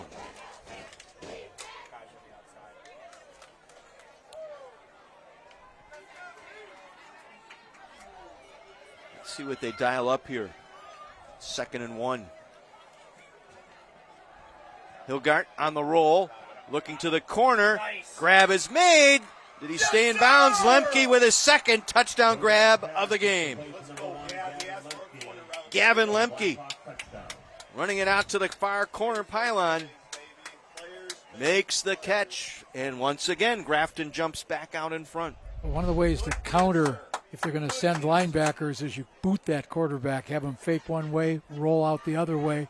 He found Lemke open.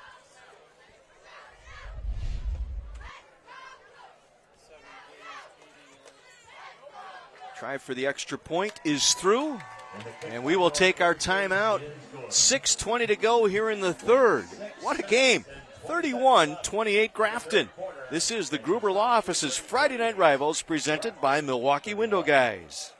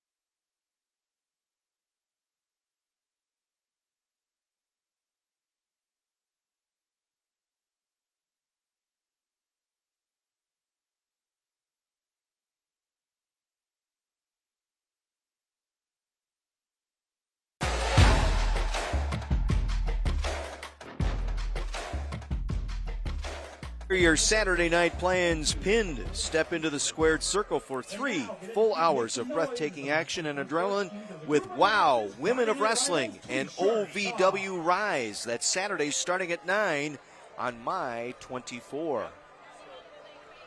A lot of adrenaline here tonight. 31-28. Are we watching a Pac-12 game here tonight? I was saying a minute ago, if we blink, you're going to miss something. Another kick that will scoot its way to about the 10-yard line. Brown able to pick it up. Now cuts upfield. Across the 20. And will fall forward to the 23-yard line. Anthony Brown had a little trouble scooping that one up, but able to take it across his own 20. We'll see what Vikings will do here. Again, closed captioning brought to you by Menards. Save big money at Menards. Teams have combined for over 600 total yards so far tonight. Defensive coordinators are hitting their head against, their clipboards, trying to figure out what do we do next. Sievert gets them set. On that dive play, and now some running room. Xavier Evans breaking tackles across midfield. Xavier Evans down the near sideline, going to be chased down from behind. Running him down from behind, Tyler Heinley, but another explosive play by the Wisco offense.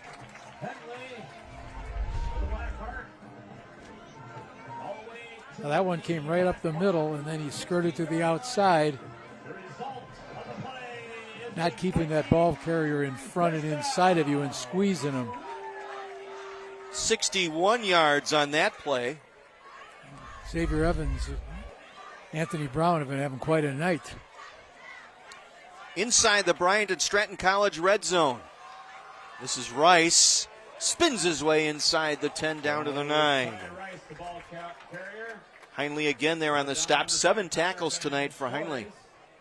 Well, unlike the pro game last night where Miami was trying to show Buffalo that string of victories that they'd had, wasn't going to continue. Well, Wisconsin Lutheran is saying, hey, we're showing up. We're tired of losing, and we're going to just keep working and driving that ball.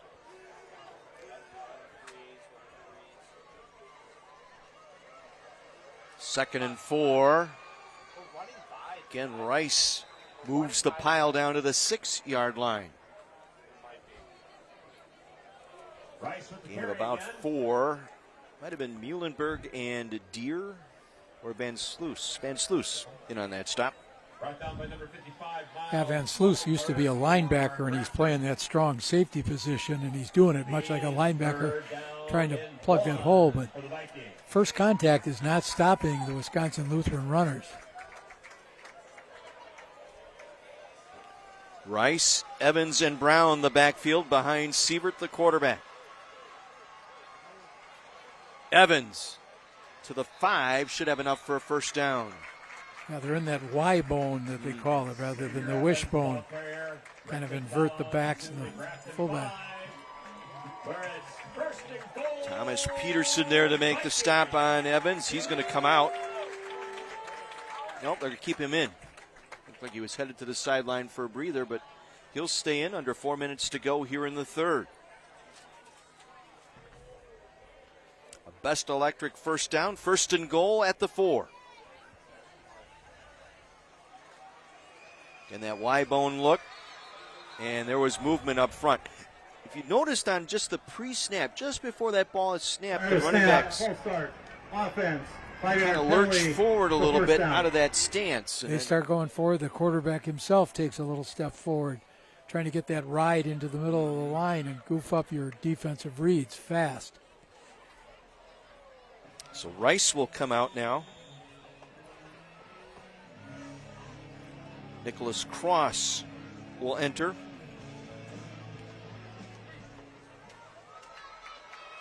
It'll be Evans and Brown in the backfield. First and goal from the 9, following the 5-yard penalty. They'll give it to Evans, and not much push there as he is driven back. Actually, it was Sievert who actually pulled that back out of Evans' belly on the read. Heinley was in on the stop again, his 8th tackle tonight. No gain on the play, second and goal for Wisconsin Lutheran. Second and goal from just inside the 9-yard line. You can see Wisconsin Lutheran shuffling in all kinds of backs, keeping fresh, quick people in that backfield. Time on Jeremy. Time on Jeremy. Lewis King in now as a receiver. Going to pass it, looking for King. Touchdown, Wisconsin Lutheran. Lewis King, they slept him in as a tight end, number 7, 6'1", 194, and a junior. That is his first touchdown grab of the year. Once again, that dive fake holds you up for a second. Back doesn't get over quickly enough. The tight end leaks out, and there you go, 6 points.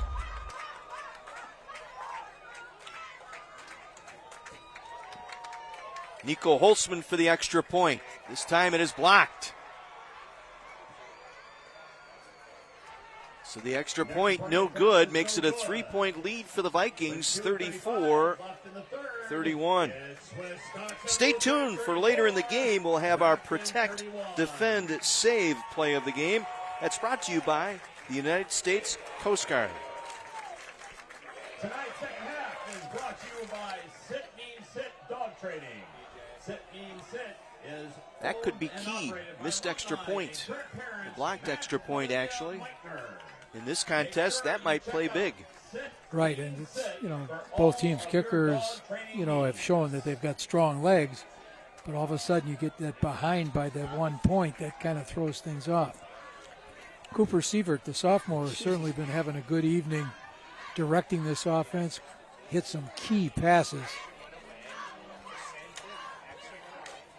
Joel Radu had no qualms about making that change. He just said he's a better quarterback. We're going to make the change. We've got to make the change for the betterment of the team. And he said nothing bad about Szymanski. He's got a better read on this offense, he said, for the sophomore. Yeah, and you've got Szymanski playing your split end. He's also playing a big role on defense. You see these guys, all having something to do to help the team out. This will be returned by Nelson. Trying to go up the middle, shy of the 25-yard line. I don't know if it's something that people can see clearly, how quickly Wisconsin Lutheran gets down that field on that kickoff for coverage. You can listen to Mike McGivern and Ryan McMillan tomorrow morning starting at 9 a.m. for the Varsity Blitz High School Sports Show presented by your local Pick and Save stores. They'll be joined in studio by our good friend Tom Swiddle, the head coach for Tosa East, off to a 3-0 start this season, along with a couple of seniors from this year's team. That's tomorrow morning starting at 9 on the Big 920 a.m. or on the iHeart radio app. Good for him. Tom Swiddle getting that East program, trying to turn that around, off to a 3-0 start. Hilgart with plenty of time. Scrambling left. Throwing on the run, has a man out there, catch is made.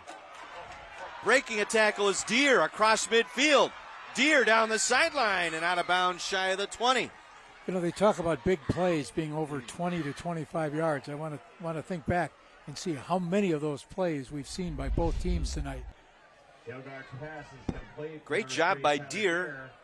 And Hilgart on the scramble, able to keep his eyes downfield to find him.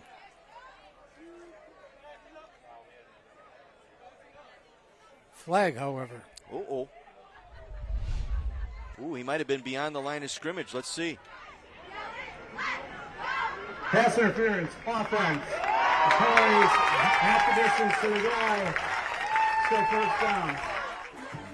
That have been one of those rub plays or a little rub out there? I didn't actually see what happened, especially because it was a scramble. Well, off the line, I got to wonder if the receivers crisscross and you get that little rub. And if the offensive player extends the arms out on that rub, much like you see in the NFL, they'll call that as an offensive pass interference. They try to call that a little bit of a screen or a chip rather than a Right, rub. right. We want to make sure that we don't get called. But right. No, exactly. But the officials are so observant. Used to drive us nuts sometimes as coaches. How did you see that? Well, it takes away the big play there. Second time this evening Yes. that there's Empty backfield for Hilgart. Again with time now. Throws it off to the right side. Completes to Lutz. Lutz will get the first down out across the 35-yard line. another play of over 20 yards. Exactly. Nico Holtzman, the corner over there on that right side, able to make the play. When in doubt, look for your big guy Lutz. We're shooting through this third quarter. We've got about a minute and we're on 1:44 left. Stacked receivers here to the near side. They'll run it. Lutz. Not much there. Got back to the line of scrimmage, and that's it. There's a penalty marker dropped by the umpire at the 40-yard line. On the play. Ooh, might be against Wisco here. Let's see. I saw Nellis's helmet come off. That might have been question hands of to the whether face. did he pull that helmet off.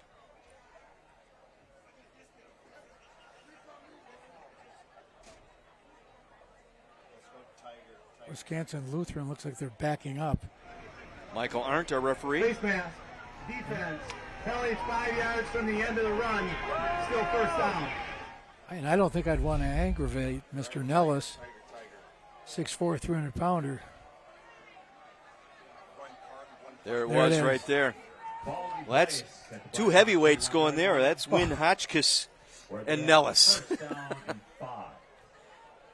Okay, they called it inadvertent rather than a... Right.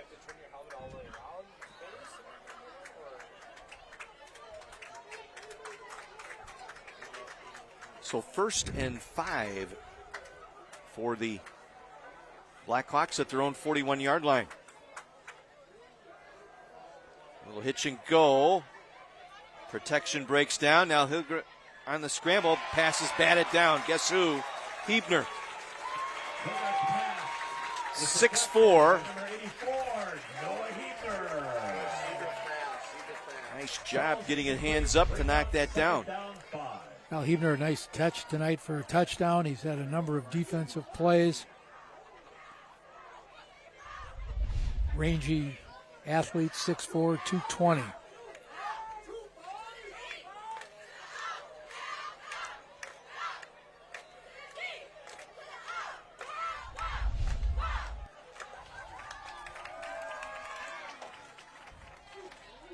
Second and 5 from the 41. Wisconsin Lutheran's defense is really crowding the line of scrimmage. Their defensive backs are only about 8 yards deep. Lutz bowls his way forward nearer the first down marker. Should have it. Gain of 5. Lutz with the carry. Tiger. Brought down by a boatload of Vikings. A lot of blue shirts there on that stop. Well, I'm sure the other Woodland Conference coaches are looking at these two teams saying, boy, we better buckle up when we come to play them. We've got another Woodland Conference game next week with Greendale and Greenfield. Huh.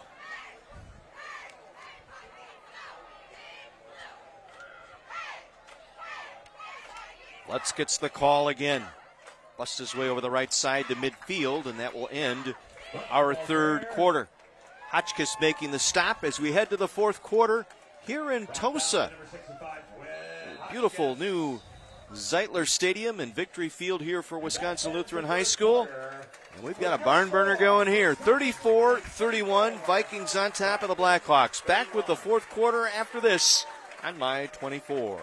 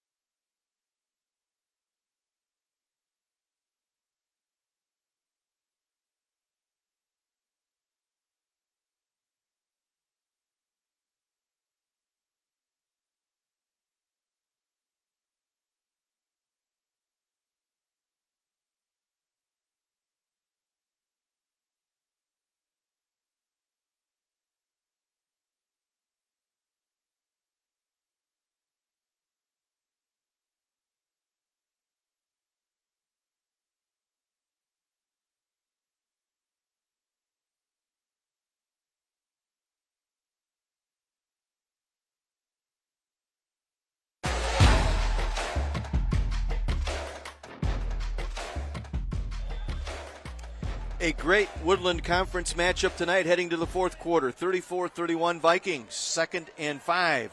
They'll swing it out wide open on the far side. He will take it in for the touchdown. Matthew Clemens on the first play to start this fourth quarter. Well, we mentioned a couple minutes ago how Wisconsin Lutheran was crowding the line of scrimmage. They actually had all 11 players within 6.5 yards of the line of scrimmage. You can hear the Grafton coaches exhorting number 17 to run, you. Clemens, 6'4", 190, a senior, his first touchdown reception of the year. Critical extra point here. It might be beneficial to switch it up with 404. Bad snap, and this one is blocked. Each team with a blocked extra point tonight. So it remains a 3-point game, this time Grafton up by 3. So the score remains. Another look at the touchdown pass. 34, Hilgard to Matthew Clemens.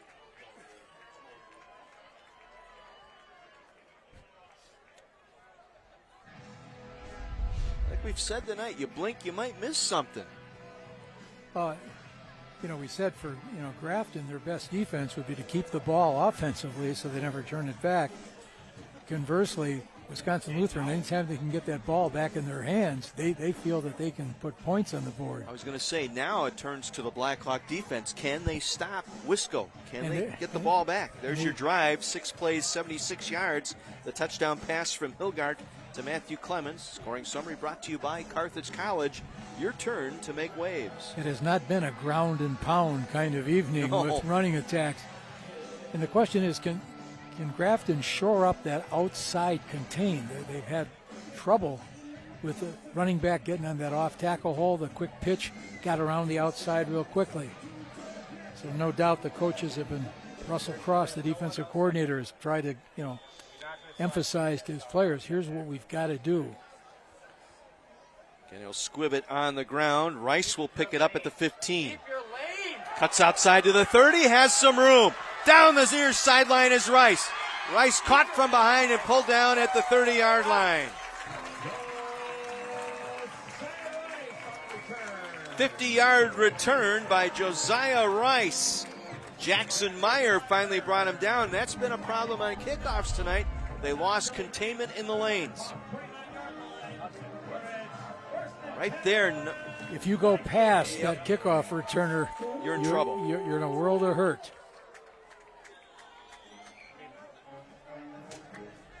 Inside the 30-yard line to start this drive. A nice return by Josiah Rice.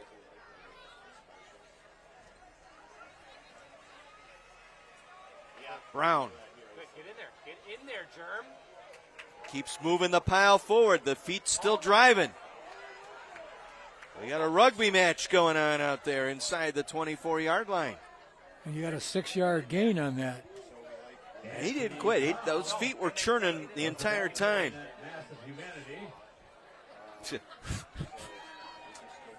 PA announcer did sum that up. There was a massive humanity out there on the field. Leaving second down and 5 for Wisconsin Lutheran.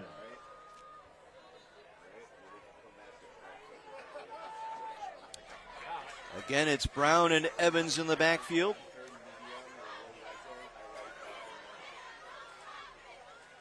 Play fake, Sievert rolling out to his right, and he's not going to get away. He did get the pass off before he went down, and now a late flag. Well, they can't call intentional grounding. That one's gone. Let's see if it made it to the line of scrimmage. Offense. The ball did not get back to the line of scrimmage, and there was no eligible receiver in the area. The 5-yard penalty from the spot of the foul. Russell down. 3rd down. Well, the key part of that is the fact that it was, didn't get beyond the line of scrimmage. That no receiver in the area. They kind of have taken that out the past 2 years in terms of the official having to look for that. Yeah, you're allowed to throw the ball away, but it's got to make it past the line of scrimmage. Well, we'll see if we'll get that play-action pass look from Wisconsin Lutheran again. They've done that very well. Well, able to take advantage of the leaky outside containment tonight.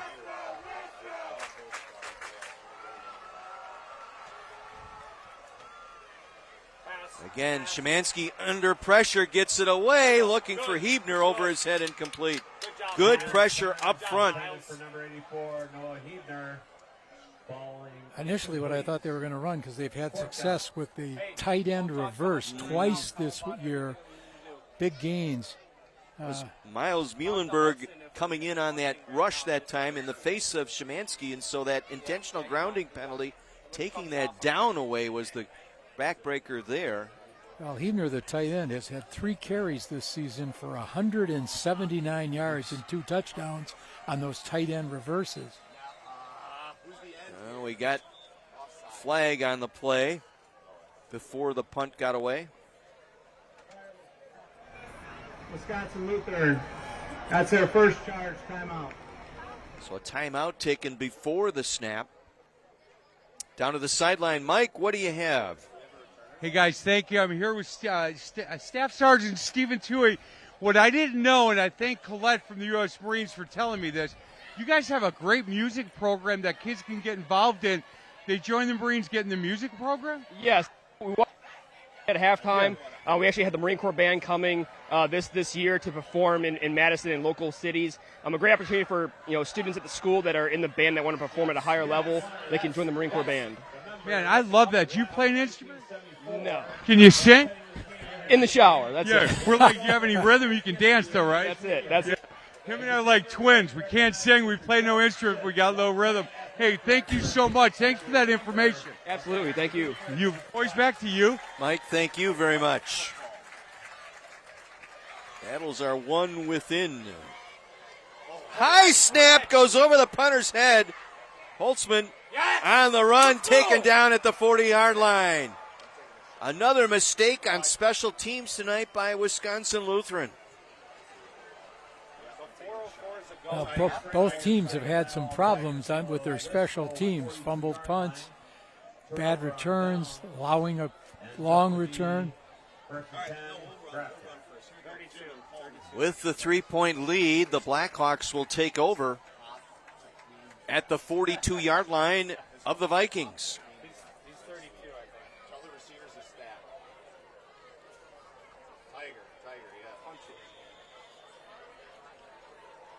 Lemke and Deere will stack here to the near side. Lutz the single back behind Hilgart, the quarterback. The tight end in motion is Cornelius. Toss, Lutz. Bangs his way forward for about 5. Lutz the ball carrier. He's brought down by Jaden Turner. Anthony Brown, first Viking there to wrap him up. 109, one tackle. Second down, 7.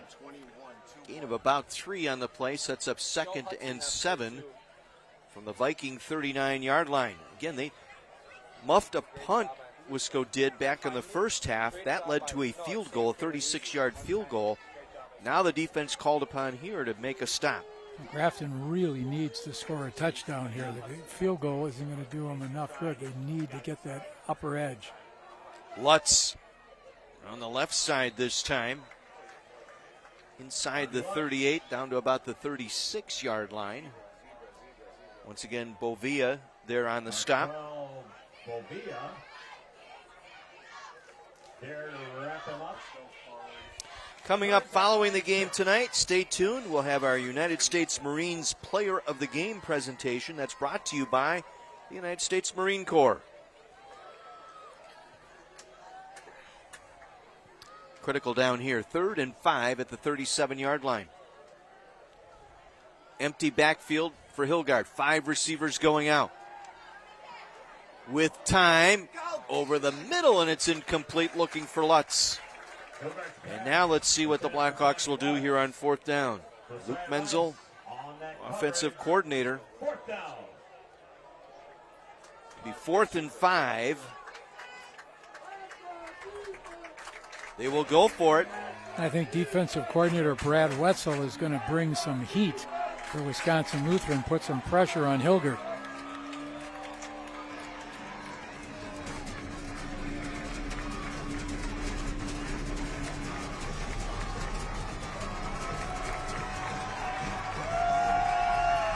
Again, they'll go empty on 4th and 5 from the Wisco 37.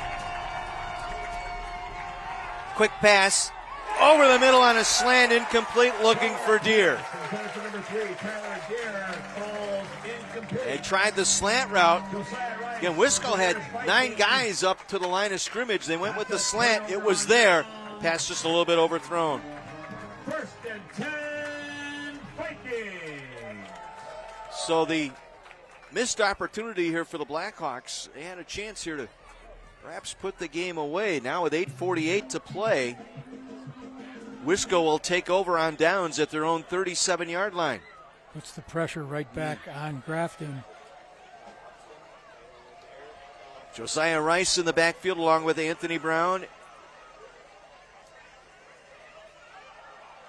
And it's going to be Rice. Again, getting a good surge. Gain of about 2, maybe 3, just shy of the 40-yard line. Tyler Heinley's had a great night tonight at inside linebacker, in on his 9th tackle this evening.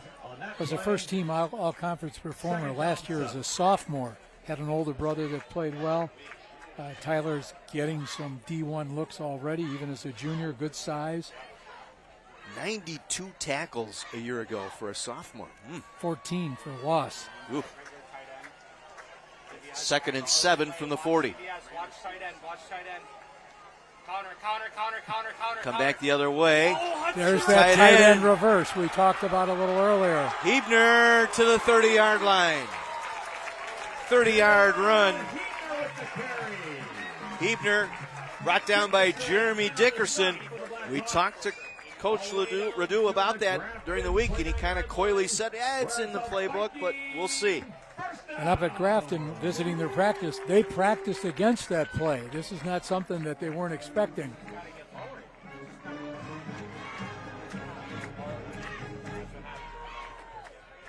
They'll mark it at the 29 of Grafton.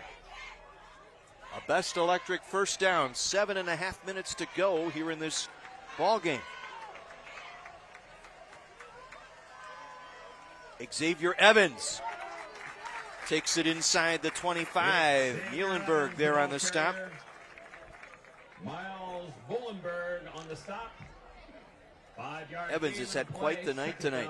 150 yards rushing, right in that neighborhood.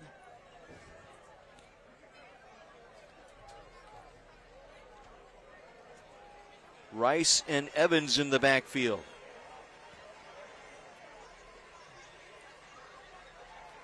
Toss to Evans. Good job by the Blackhawks to string it out. Beautifully done. Nick Schiller, the free safety, came up right to the line of scrimmage, able to make the play. We've said that those corners have been occupied, I think, watching the wideouts. So the safety has had his job to try to flow inside out to get to that pitch. Nick Schiller did an excellent job that time. We already know for sure this is 4-down territory. Wisconsin Lutheran will be. So you've got to make sure you make this a short gain so you force a pass.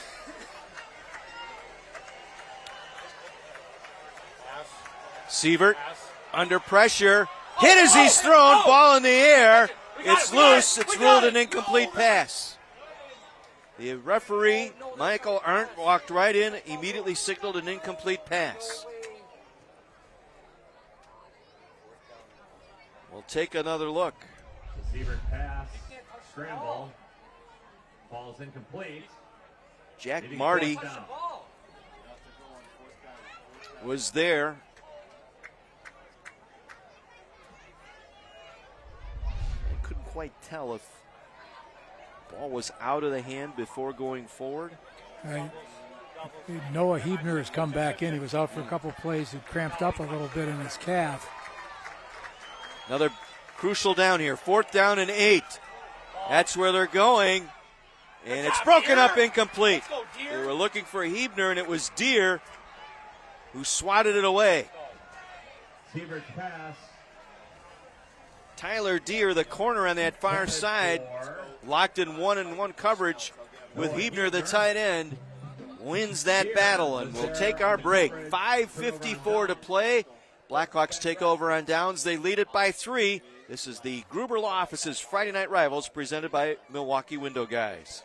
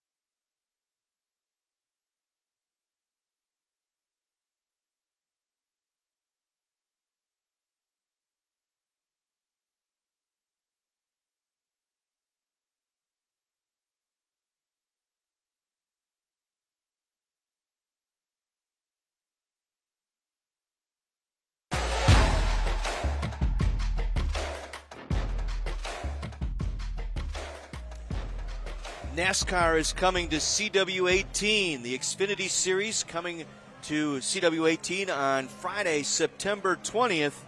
8 weeks of coverage begins Friday, September 20th. Yeah, I don't know. I wouldn't say they're very complimentary.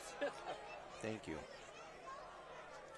Grafton taking over on downs. 5:54 to play with a 3-point lead. Lutz on the carry. Breaks a tackle. Cuts it back inside across the 35. Still on his feet. Spins across the 40 to the 42-yard line. A 15-yard run by Lutz. Bovia there on the stop along with Gospodarek. Well, you talk about at the end of the game needing a 4-minute drive to consume the clock. Well, this was going to necessitate over a 5-minute drive.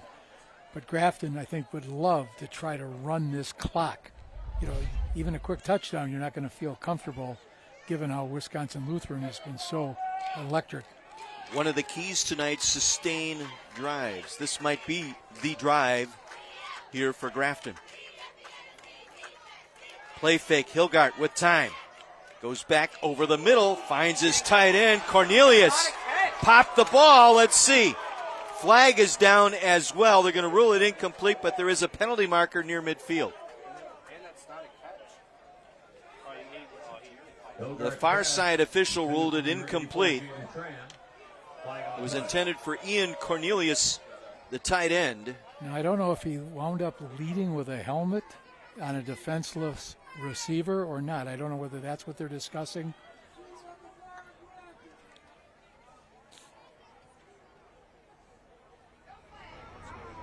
Ruling on the field, the pass is incomplete.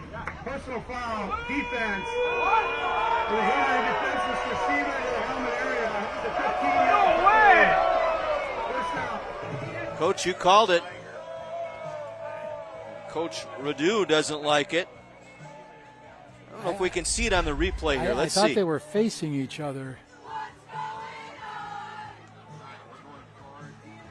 It was a shoulder that knocked the ball loose. I agree with that. It was incomplete. You know, he had never had possession of it. I'm not sure he led with the head, though. Or whether the guy was defenseless. They were, you know. Yeah, both came to the ball at the same time. Big penalty moves it into Wisco territory at the Viking 43-yard line and a fresh set of downs. Lutz breaking tackles, takes it to the left, across the 30, chased down from behind at the 25-yard line. 17-yard run and a first down again. Anthony Brown chased him down.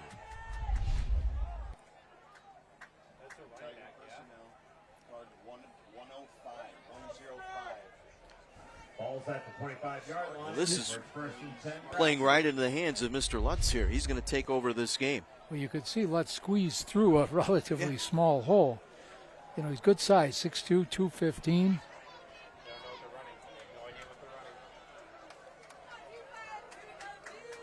Single back is Lutz behind Hilgart. Play fake. Under pressure, has to get it away, incomplete. Now, did that make the line of scrimmage? I think that was short of the line of scrimmage, yes. And the umpire throws the flag. 92 is eligible. 92 is right there. 75, Jaden Turner. Flag on the play.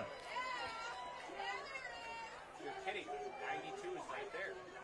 There's no foul for intentional grounding. Number 92 eligible was in the area. Well, 92 reported in as an eligible receiver, so he was in the area. Coach Perdue thought he was, one area code removed. Yes. So it'll be ruled an incomplete pass. 92, just on the left of your screen. Right there in the vicinity. Could claim it was an overthrow. Yeah. 2nd and 10. Clock stopped, 4:24 to play. 3-point lead for the Blackhawks.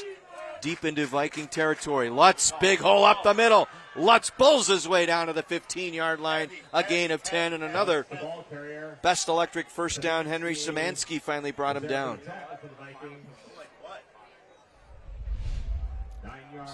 9-yard pickup for Lutz. 2nd and 1.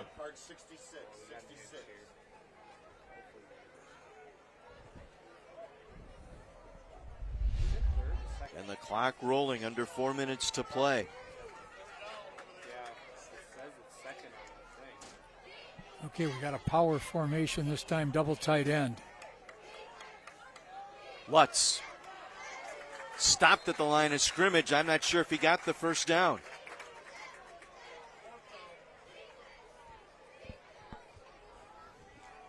Gospodarek, 11 tackles now on the night. Now it's 4th and 1. This will be 4th and 1. Szymanski trying to get off the field, and Coach Perdue has to take the timeout.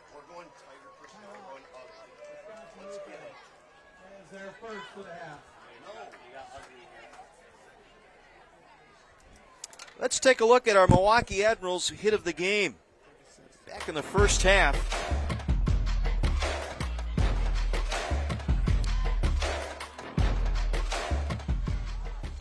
Lutz turned around, and there was Mr. Hebner. Able to drill him to the turf. One more look at our Milwaukee Admirals hit of the game. Brought to you by the Milwaukee Admirals. Season is just around the corner. I am such a fan of hockey, I cannot wait. Well, I know you're a big Blackhawk fan. Apparently they've already had an injury this year. Yeah. Stay tuned following our game for the presentation of the Champions Trophy. That's brought to you by Marquette University. Be the difference. Yeah, their rookie defenseman that they drafted going to be out for some time. Well, let's see if Grafton gets into that power formation, full house backfield with double tight end. Wisco's been crowding the line, getting good pressure from their linebackers. No, I think they're going to leave it up to Hilgard here on a read. Direct snap to Lutz. And he'll get the first down, moving the pile inside the 15-yard line. Direct snap to Lutz that time. On the keeper. Chains will move while the clock is stopped here. They'll get them reset and then wind the clock once again. And again, Wisco down to one timeout remaining. And I don't think Grafton is going to be in a hurry to try to snap this ball. They like to run as much time off that clock as they can, but they got to make sure they do get the score.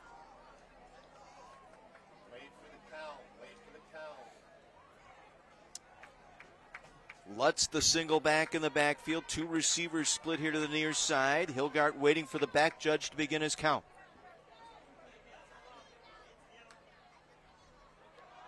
Lutz up the middle. Takes a couple of defenders with him inside the 10 down to the 7-yard line. Jaden Turner once again there, making the tackle. Get on that tackle for the Vikings. 2nd down, 3.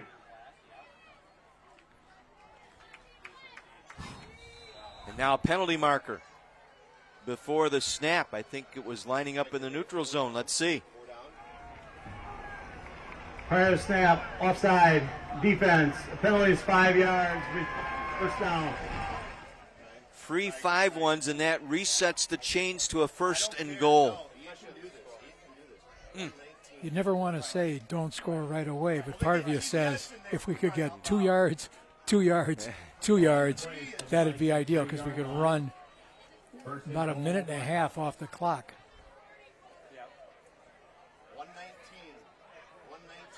Now, Wisco has that one timeout remaining with 2:16 and the clock winding now.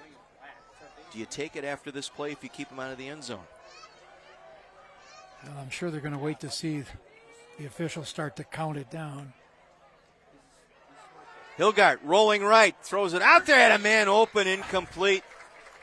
The thing you got to question there, now you stop the clock. Exactly, looking for Van Sluis, Tyler Van Sluis, the fullback. Big break here for the Vikings as that stops the clock with 1:58 to play. And they keep a timeout in their pocket. Yep.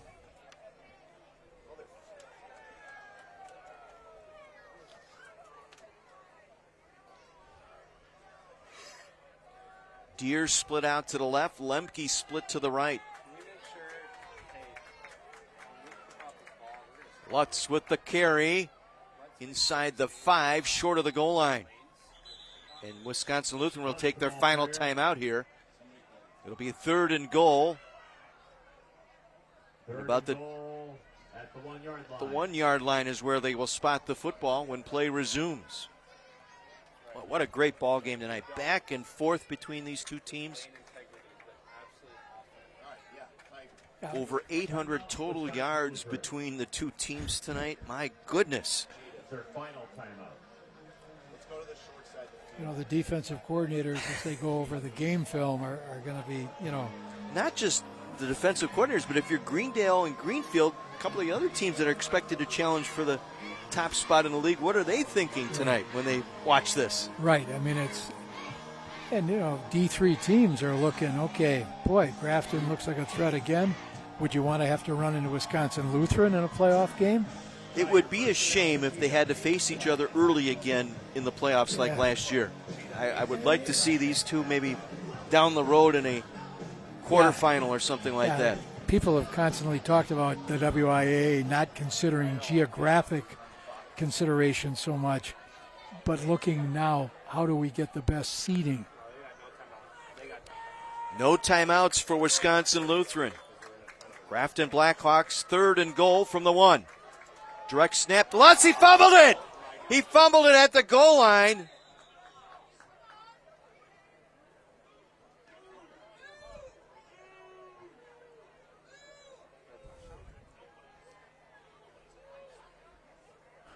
Like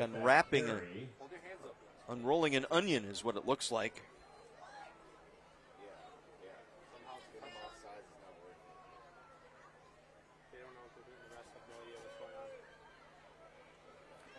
Well, the Grafton players were trying to signal a touchdown.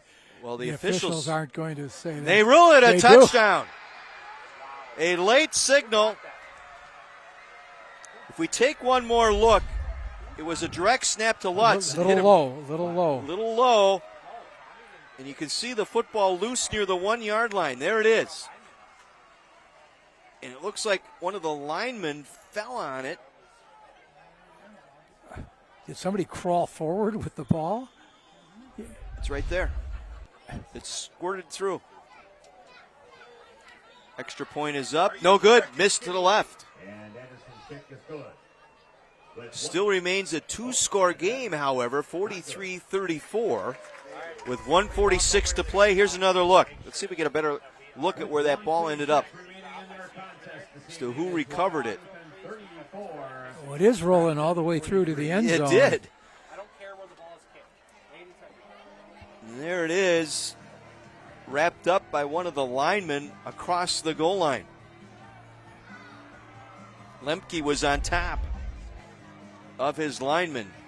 There's your Carthage College scoring summary. The drive, 7 plays, 73 yards, and the touchdown. I think Noah King came up with that. The center, ironically. Yes.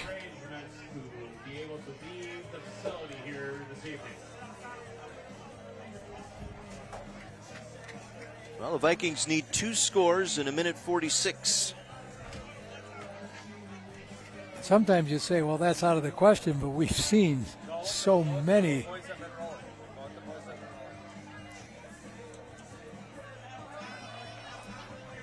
You know, we should mention Coach Radu teaches construction management, and off in the, north end zone, his construction management class built that brand new concession stand. Vikings will fall on it at the 38-yard line. Weren't going to let that return. Yeah, if we could show you that concession stand out there, that was built by his group last year in the shop classes, and they did all the measurement. They went through the architectural drawings. They met with the architects. Went to the city. They had to get the permits, and they did everything. There it is. Students at Wisconsin Lutheran High School built that building right there. Okay, here we go. 1st and 10 from the 37. Out of timeouts. Low snap. Sievert over the head of his intended target, incomplete, looking for Szymanski.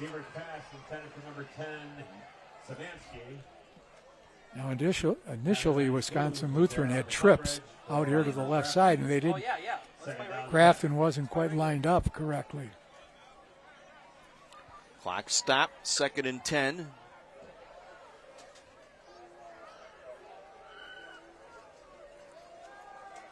Hudson bump, Hudson bump, Hudson bump. Hudson bump. All right. High snap to Cooper Sievert.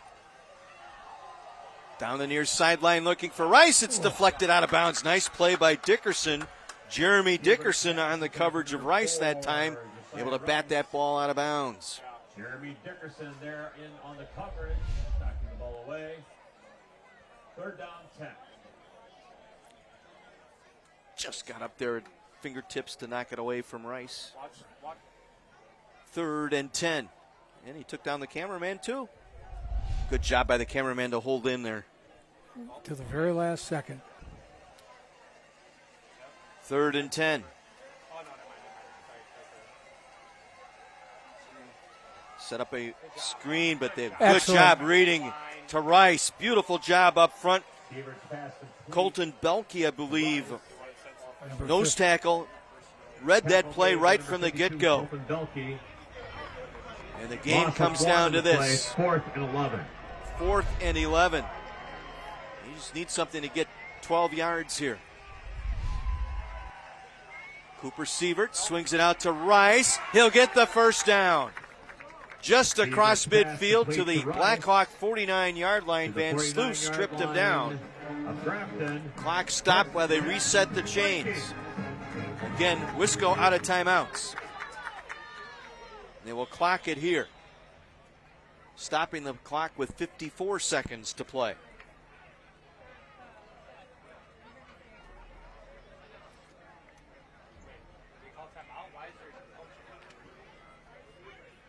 Down ball by Sievert leaves 2nd down and 10. So 2nd and 10 from the 49. Cooper Sievert, the sophomore. Really nice job tonight. Brown goes in motion. Sievert got it away. Far side. And Brown had worked himself down the middle of the field, yes, and he was did. wide open. The fact that Sievert was forced to roll out negated that from happening. He was looking for Szymanski that time. Now they'll rotate in a couple of new receivers. Nicholas Cross in there now. Number 1, he'll line up to the far side. Hebner lined up here to the near side.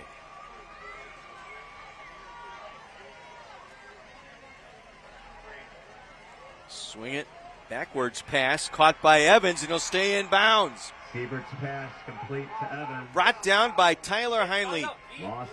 10 tackles tonight for Heinley. That came from that linebacker position out to cover that back flaring out. 4th down, they can't clock it here. Clock rolls. Out of timeouts are the Vikings.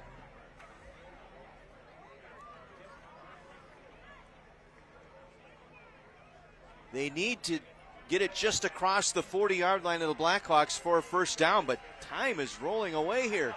10 seconds left in the game. It was a high snap. Sievert looking for Rice. Bobbled and caught. Nope, dropped it at the last second at the 30-yard line. Pass intended for Josiah Rice, but there's a flag on the play. Wait, a flag though.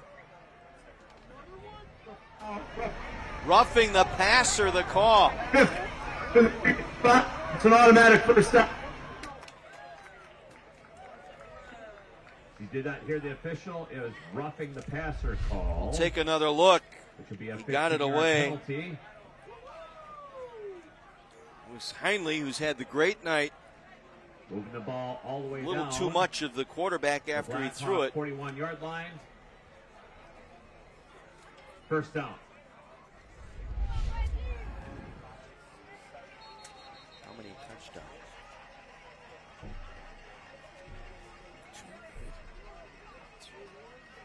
So 1 second left. Grafton going to take the timeout here. I would drop 8 back along a line from, say, the 25-yard line and just keep everything in front of you. Well, they're already shaking hands.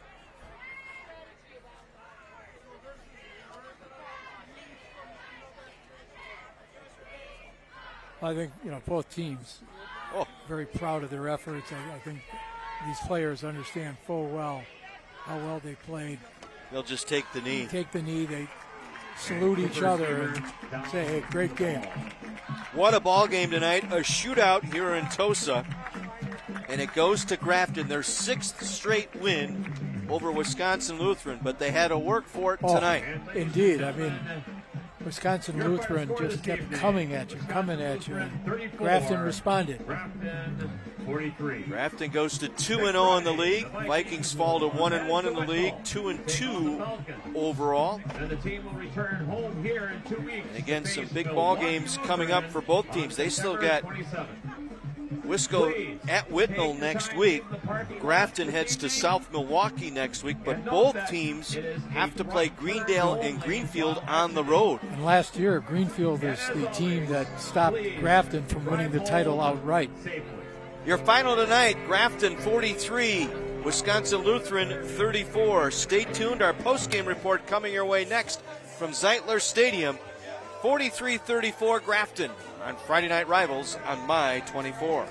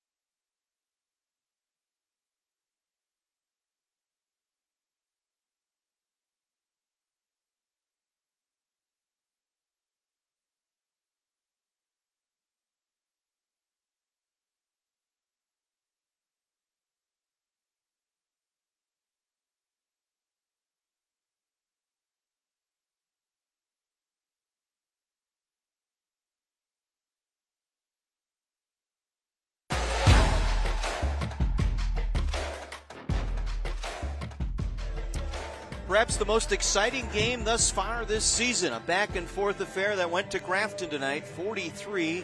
Here at this beautiful facility known as Zeitler Stadium in Victory Field on the campus of Wisconsin Lutheran High School. Beautiful night for a game, and it had everything in it. Both these schools have a lot to be proud of this evening, and both coaches respect each other's teams, and so I'm sure these guys can celebrate the win, but Wisco also has to look at what they did and say, hey, we're right there. Time now for our United States Marines Player of the Game Award presentation. A tough choice tonight, back and forth, but Mike, you've got the winner.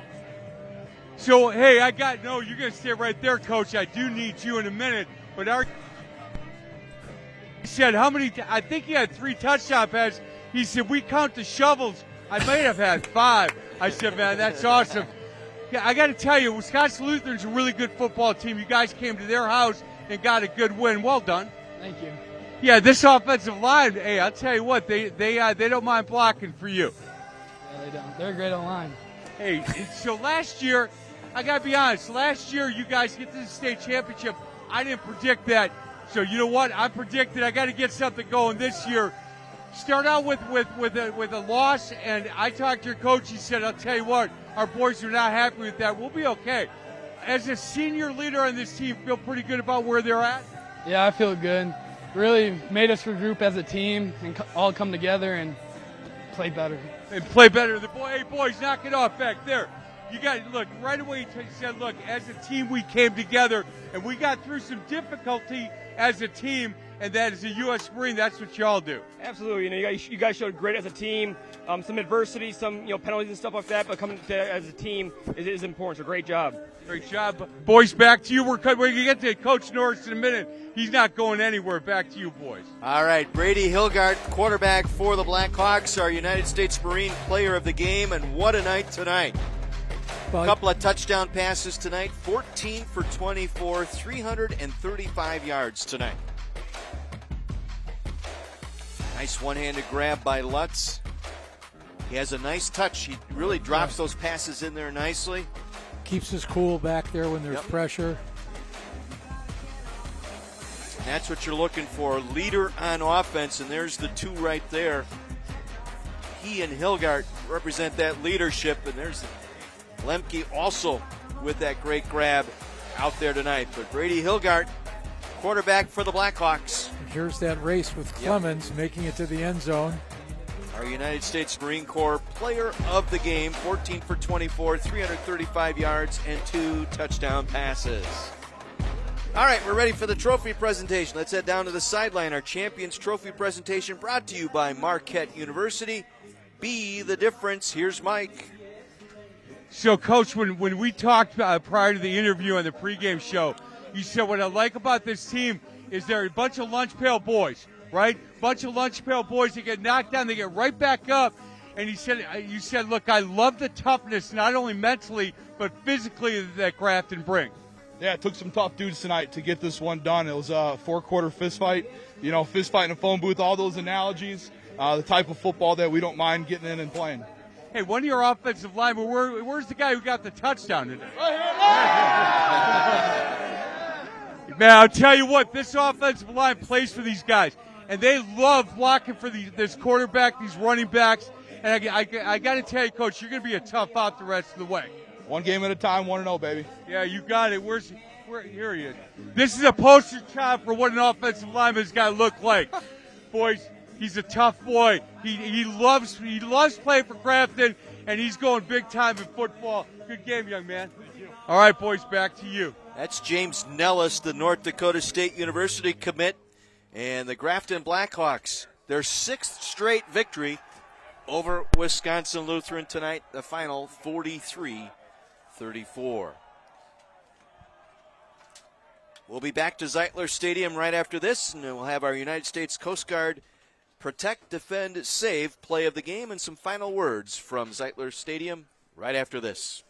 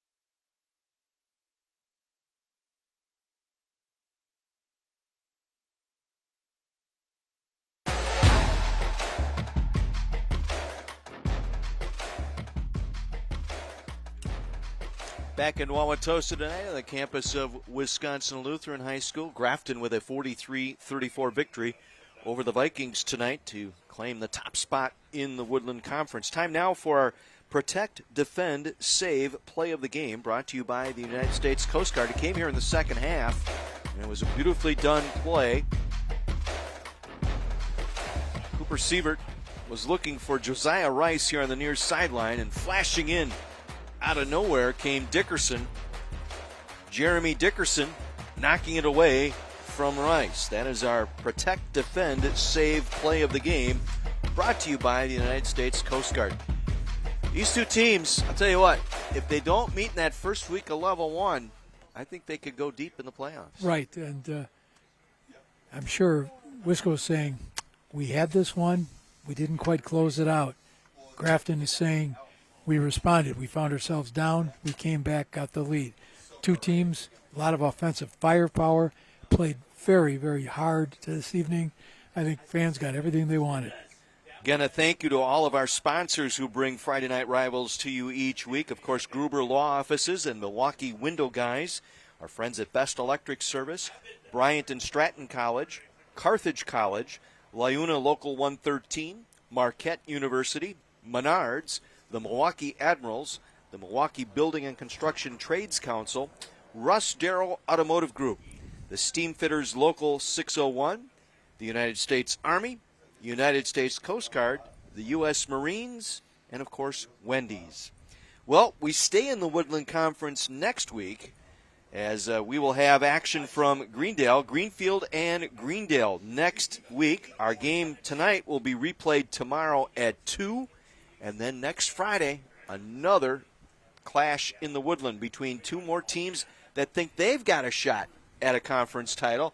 That's Greenfield, Greendale, next Friday night. It should be these are next-door neighbors, and they're not friendly next-door neighbors. Mike McGivern kicks it off with our pregame show next Friday night at 6:30, and we kick it off at 7 o'clock. Big thank you to all the men and women from My24 Sports who put this thing together for us each and every week. Big thank you to Mike McGivern and to Andy, here our stat guy, and, of course, Rafi, our spotter tonight. Terry Kelly up in the booth with John Weiser. Glad you could be with us tonight. An exciting contest. Grafton pulls away 43-34 tonight. See you next Friday night on the Gruber Law Office's Friday Night Rivals, presented by Milwaukee Window Guys. Good night, everyone.